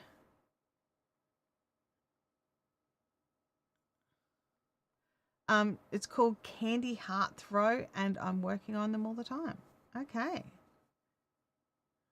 I'll have to look at that one. I don't know that one off the top of my head. To Ravelry. Is it on Ravelry? Let me have a look. Let's go to Ravelry. Let's go and check out Ravelry and find the Candy Heart Throw. Screen share. Alrighty. Patterns. Candy Heart Throw. Let's have a look. Oh my gosh, is it this one? Is it this one? From Sarah Mahmood? I mean, even if it's not, this is gorgeous. I love that. Oh, it is that one. That is gorgeous. Save in favorites, add it to blankets. That's gorgeous. Absolutely beautiful. Wow. What kind of border is she using? Let me have a look here. Oh, yeah. They've got an enclosed border as well. Good, good, good. Good, good, good. And I love the simplicity of two colors. I happen to have a lot of Bendigo 10-ply wool in colors very similar to that. How many meters? What's the meterage? Oh, it's a lot. I probably don't have anywhere near enough. What size blanket does that make? 120 stitches.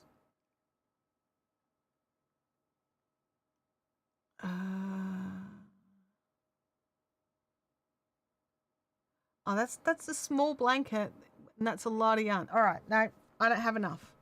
I don't have enough. Back away. Back away from the new project.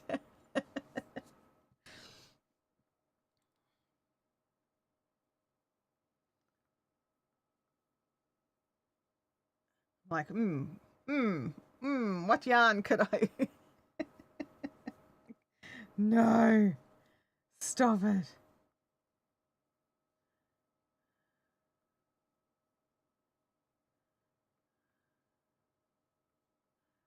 Like, that yellow could also be done in like the unicorn variegated that I've got, plus pick it a solid color for the hearts.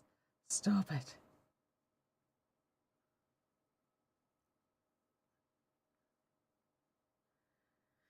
Must not start a new project. I've already got 11 billion going. Actually, I don't have 11 billion going. I've been very good. I think I've got like four or five, or maybe more. I mean, are we counting the fusion blanket as a project on the go? I mean, it's not really on the go. It's sitting aside, waiting for me to pull it out of hibernation and just sew all those squares together. And weave in the 11 billion ends. Why do I do that to myself? Why does past Chantel always leave me so many ends? Awful. Past Chantel is not a good person. Current Chantel tries to weave all the ends in as she goes now, so that she doesn't upset future Chantel. I mean, we're after, but that's a knit, like, judgment's easy, Leanne. We're after a knit blanket, not another crochet blanket. I've got 11, I got a few crochet blankets on the go. I'd like a knit blanket because I've never knit a blanket before. I've started knitting a couple of blankets, but I've never hand knit a blanket before. I've machine knit a blanket. But I've never hand knitted a whole blanket, and I would like to do that. I think I would like to tick it off my list. We should make like a bucket list of things that we'd like to try. And it doesn't mean we have to do 15 of them, but just do one. Like I wanted to crochet a doily, except I didn't want a beige doily. So I crocheted a doily in fire engine red cotton. It's lovely. I don't really use it for anything, but it's lovely, and I have it, and I know I can do it. So what else do I need to know I can do? I haven't done a full intarsia project. I've done some Fair Isle with some longish floats, but not proper intarsia. I've done some Fair Isle or colour stranded work. I'm not awesome at it. I want to get better at it. My technique needs to improve. But I've done some work there, and I enjoy it, and I like how it looks. So I want to put more effort into that. Let me think. I've done hairpin lace. I've done broomstick lace. I can do Tunisian. I've knitted a sweater. I've crocheted tops and sweaters. I've knitted pants. I knitted pants. Russell hasn't gotten to Australia yet. Well, Russell, you just need to do that. When are you coming?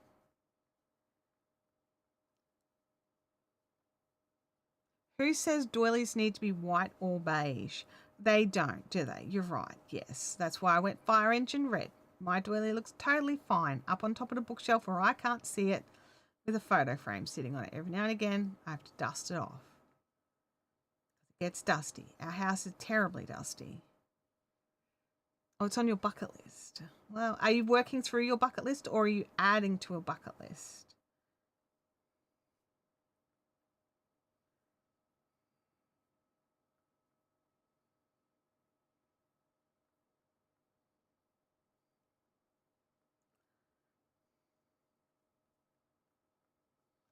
Keep an eye on those sales for airfares. And just remember, your American dollar over here will go a lot further than it does in the US. Just because, one Australian dollar is worth 61 US cents right now. Also, you don't have to tip over here. I mean, if you go to a fancy restaurant, the service is good, you might want to tip, but you don't have to tip anywhere else. Oh, it's like a wife's honeydew list. If you get one done, you have to add something else to it. That's kind of funny.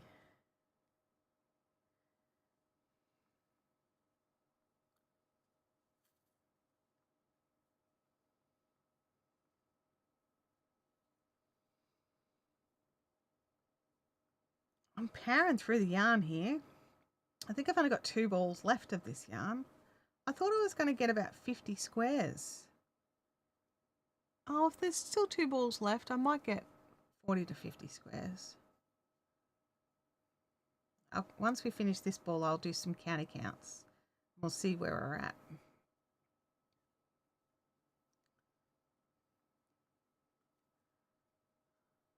Actually, we might do that. I won't get through the ball before the end of the stream, so I will do the county count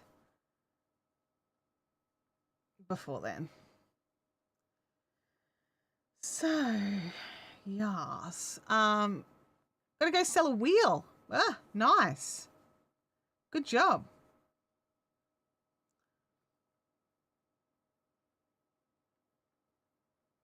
I was going to try and make it to that spinning group again this week, now that I knew it was through the day and not in the afternoon.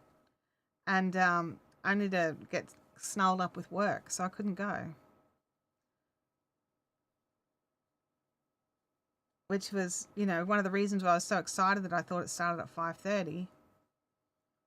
Well, it was advertised to start at 5:30. Then they changed it and tried to gaslight me. Good job. Well done. But I have decided I'm not going to punish the spinning group for the actions of the community centre.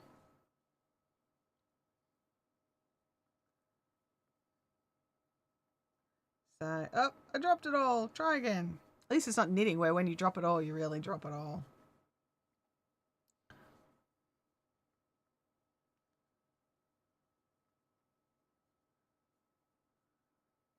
It also says I've got so many collabs going on, I'm swamped. But that's awesome, Russell.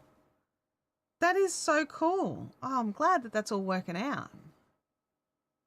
Oh, hang on. Try that stitch again. Try again. I gotta work out what I'm gonna make for dinner tonight. I don't know what I feel like cooking.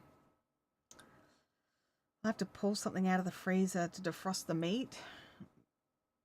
I'm like, do I pull out?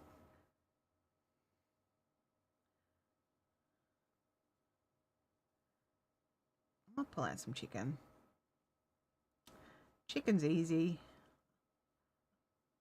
I've always got something I can put with chicken. I've got some rice, so I could probably make up a nice sauce or something. Oh, look at this. It's another one where I didn't do the... But it's right at the end. Oh, no, but then there's the 2 chains. I'm not concentrating enough. Pull it back, pull it back. You're a donkey, so you pull it back. Do, do, do, do, do, do. Oh, bye, camera. Is anyone else buffering? Oh, let me have a look over here. Am I getting any error messages? I'm not getting any messages on mine. Oh, wait. No, there we go. I am, actually. It could be me. It could be me. I don't know what's going on. It just says that you will be glitching. It is not you individually. It is me for whatever reason. I don't know why, but I am apparently glitching. So I'm very sorry.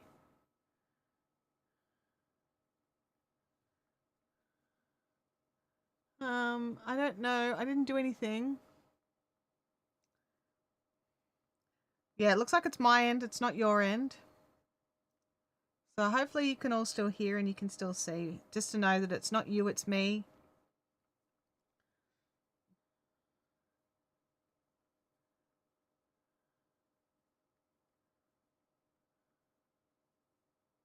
I'm not quite sure why. My speed test and everything is fine. Seems better now? Oh, good. Oh, yeah, the little messages drop back. It looks like Ecamm's not sending out enough bitrate, enough kilobits per second.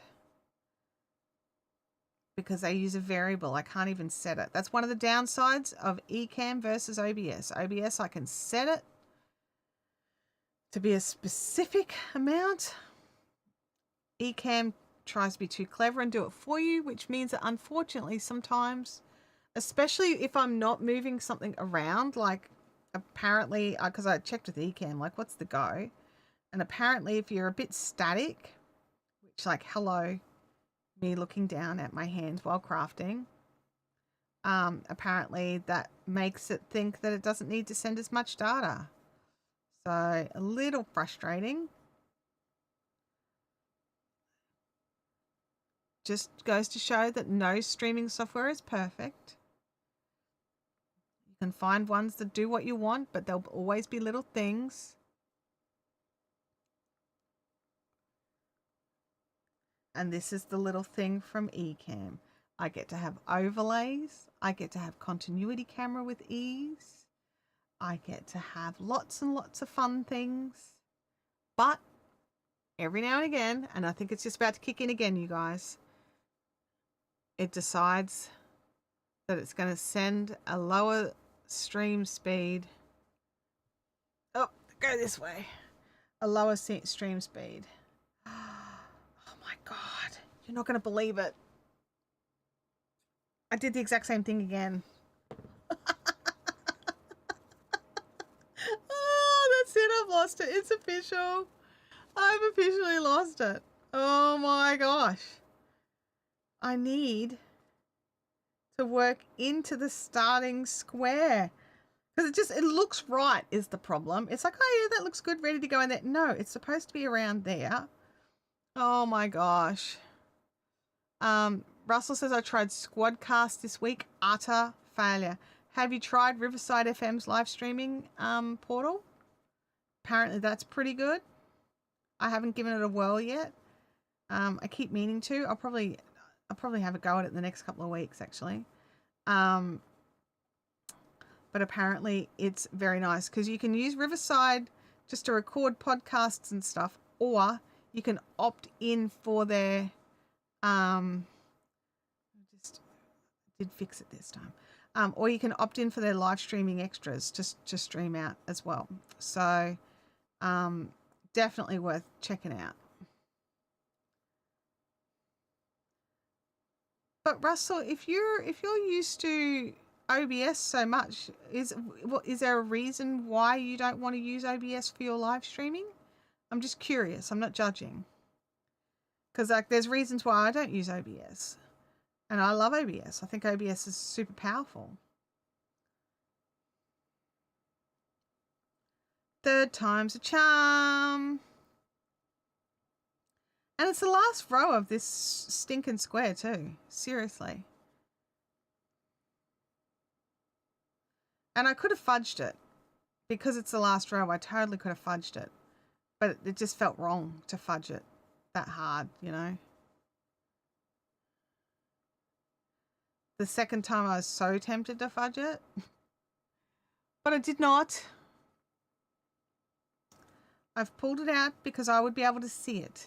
Even if nobody else could, I would know it was there. A fudgery-do. Oh. It will fail too. Zoom worked great. Turns out Squadcast and Riverside both need 5 megabits. Most live streaming services do need 5 megabits per second up. You don't have 5 megabits per second up? I thought you had like gigabit internet.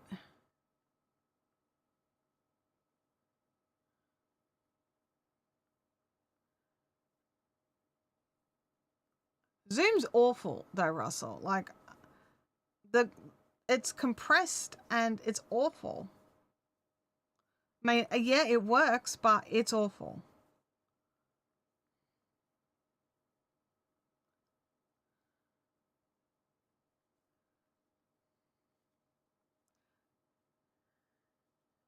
Because like this needs 5 megabits per second up for a 1080p stream.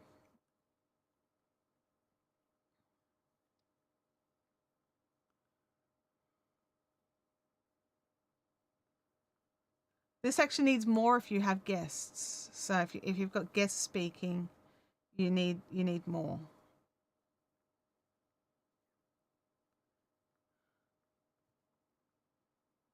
But there is a Ecamm Zoom integration, which I haven't really gotten into because Zoom is awful with their compression and their icky bits.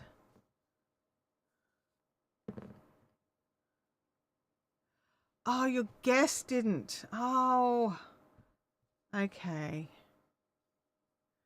Alrighty, I understand now. Yeah. And they couldn't get better upload with their, say, with their phone data or something rather than their internet data. Oh, I was going to count how many squares I've got. All right, I'm counting these ones as done, even though I've got to do their joins, but I'm counting them as done, by the way, FYI, 2, 4.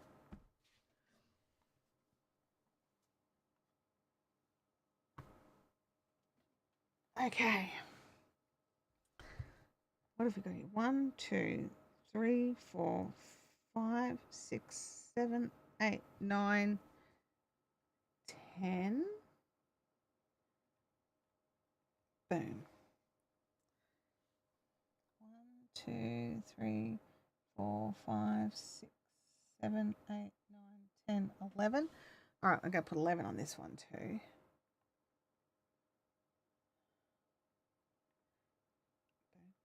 Okay.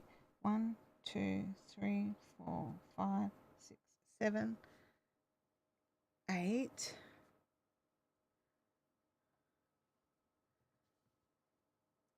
9.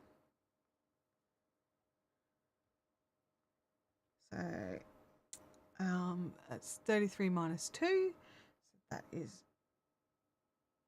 29, 30, 31, 32, 33 squares. No, that's not right. 33 minus 2 is 31, not 29. That's my problem. 31, 32, 33, 34, 35 squares done so far. And we still have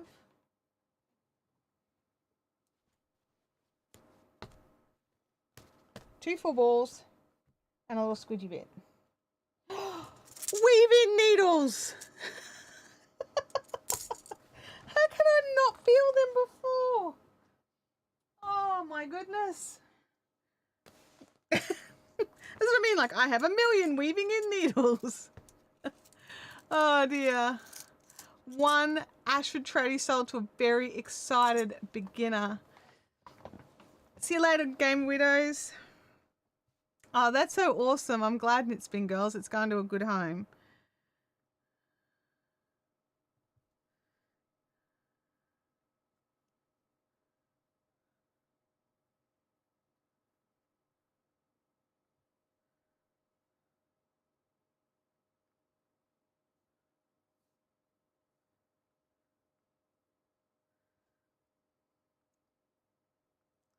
Goodness me. See, and that's the thing. And that's just one packet of my weave-in needles. I have like more, right? I just didn't know where they were. There we go. That'll do.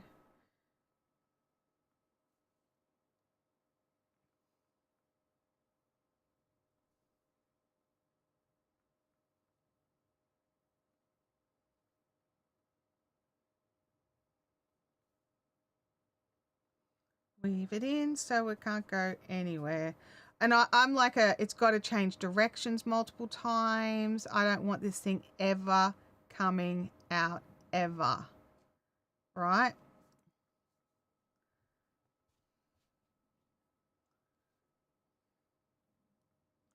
Like if I have to undo it because there was a mistake, I'm going to have to use scissors, right? And just cut out that entire corner and lose all that yarn. Once it's woven in, it's not coming undone again. Make sure it's all correct first. Get in there, you miserable puke. There we go. Alrighty. So 35 squares,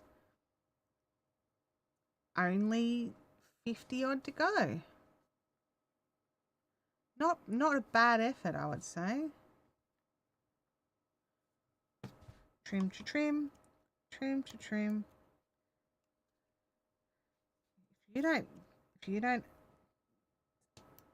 pull your weight, little scissors, you might go the wayside of your little scissor brother that went in the bin last week. I'd had some scissors, these scissors and another pair for like at least 10 years. And they're just starting to like refuse to cut things. Like, I'm old. I don't want to cut anything. And the other ones, like their handles were falling apart a little bit as well. So I was just like, you know what? You're going in the bin. I'm not putting up with dodgy scissors. I don't have to. And neither does any of us. If your scissors aren't working, get a new set. Or sharpen them or whatever it is that you need to do to make them start working. But these were like $1 scissors 10 years ago. I think think I've got my buck out of them. That's why I tend to hit the back to school sales for scissors and buy like lots of the little primary school, like, you know, little scissors, little round nosed jobbies. And I'll buy like a pile of pairs. Oh, I've got none here. I picked up a couple of pairs from IKEA of all places for 75 cents a pair. They are great. Really crispy. Can you sharpen them? You can sharpen them. So if the issue is only the blade, then that's fine. You can give them a sharpen. But like these, the plastic's starting to, you know, go weird, and because they're just old and they're not, you know, they were designed to last some kid a year before they lost them, or 6 months before they lost them, and I'm still using them 10 years later. So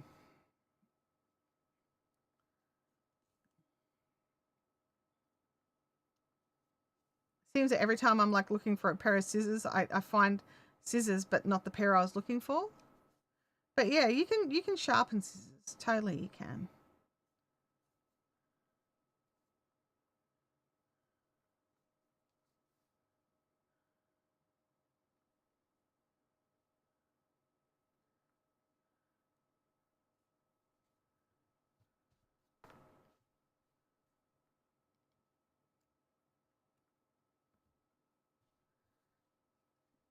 Square is done.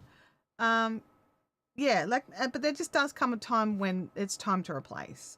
Like, I'm all for using things and repairing things and getting it, you know, going again, giving a new lease on life. But sometimes it's just done its dash, and you just need to accept that it's over and replace it.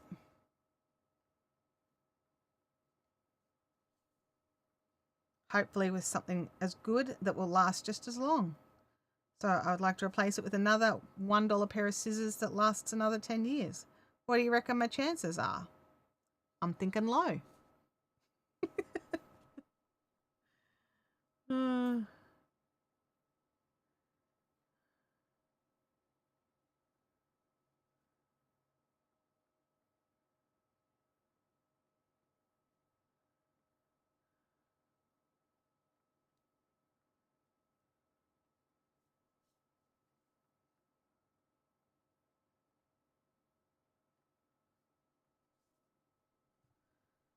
Uh, all right, trim to trim.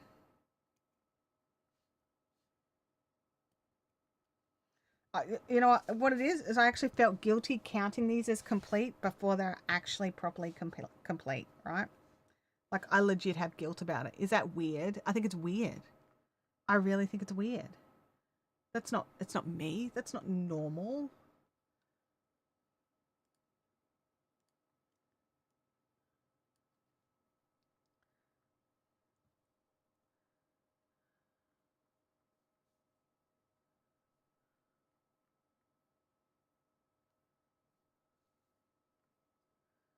Today I cancelled my BritBox and my AMC, so I'll have those for a couple more weeks.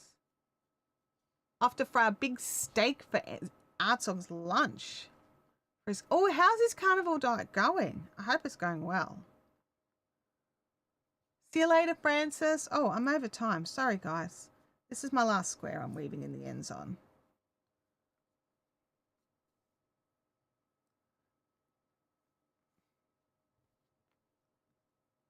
It just has a couple more ends because this is the one where I joined on the... I'll leave that one there because I'll get rid of that one as I work over it.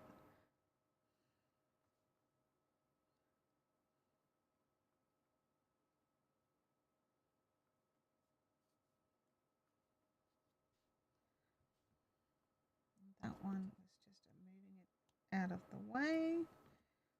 This one here.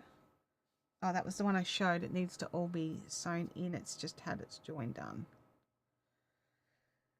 Okay. In we go.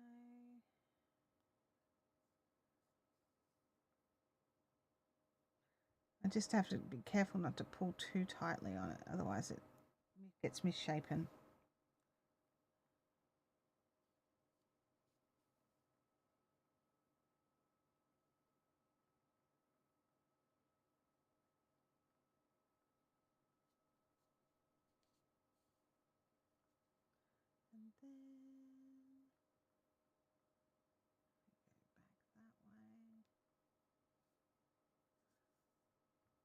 Alrighty. Now that end will stay there until we join it together, and I'll trim it once we've joined it. But they are all done. All done. We've got 35 squares complete. I'm very happy. I have a pattern that calls for 2 times worsted weights at once. What can I use 8-ply wise? 3 8-plies if you've got 2 worsted weights. Does it all need to be the same color as the next issue? Because you could try so 2 worsted weights together is 20 plus 2, so about 22 ply. So you want something that comes out to add up to 22. So 2 8s is 16, that's 24. It's about 26, 27 if you're doing the 3 8-plies. Obviously, it'll depend on the 8-plies. Definitely worth doing a swatch, but I would be more inclined to try 2 8-plies and a 4-ply, personally. That's how I would go. Vampy says it's got bloods coming up in a couple of weeks, but not sure, but it seems to be working. Oh, that's good. That's good. Yeah. Good thinking on the 4-ply. Yeah. Because that's how I think about it, right? Like, you know, like when I wanted to have 2 yarns together for this, I didn't go with an 8-ply because this is what's like in essence a 10-ply. I went with 2 4-plies because 4 plus 4 plus the 2 of the 2 4-plies is 10. And it's not always perfect, but it's a good starting point. And you can always gauge swatch, do your little gauge swatch and test it out, because you may actually prefer the look of the 3 8-plies over the look of the 2 plus the 4. It depends. It's your work. You get to decide, but it's a good starting point. Anyway, I feel like I'm powering along. Like these are the last 2 balls I have left of the Karen cakes. So I've gotten 30, I'm going to say 34 squares because one of those squares is out of the purple. Out of, and I probably have got maybe 1 more square left in here. So 35 squares out of 2.5 balls. So I could possibly get to 55-ish, 60, which was the original mathing that I did to get me there. So I'm pretty excited, pretty chuffed. All right, my friends, I really do appreciate you coming in and jumping in and hanging out with me while I work on these projects and chat with me. I love that that you guys have got such fun, great questions, and you're just really encouraging all the time as well. And I will see you back here next week, same bat time, same bat station, and have a good one. Bye now.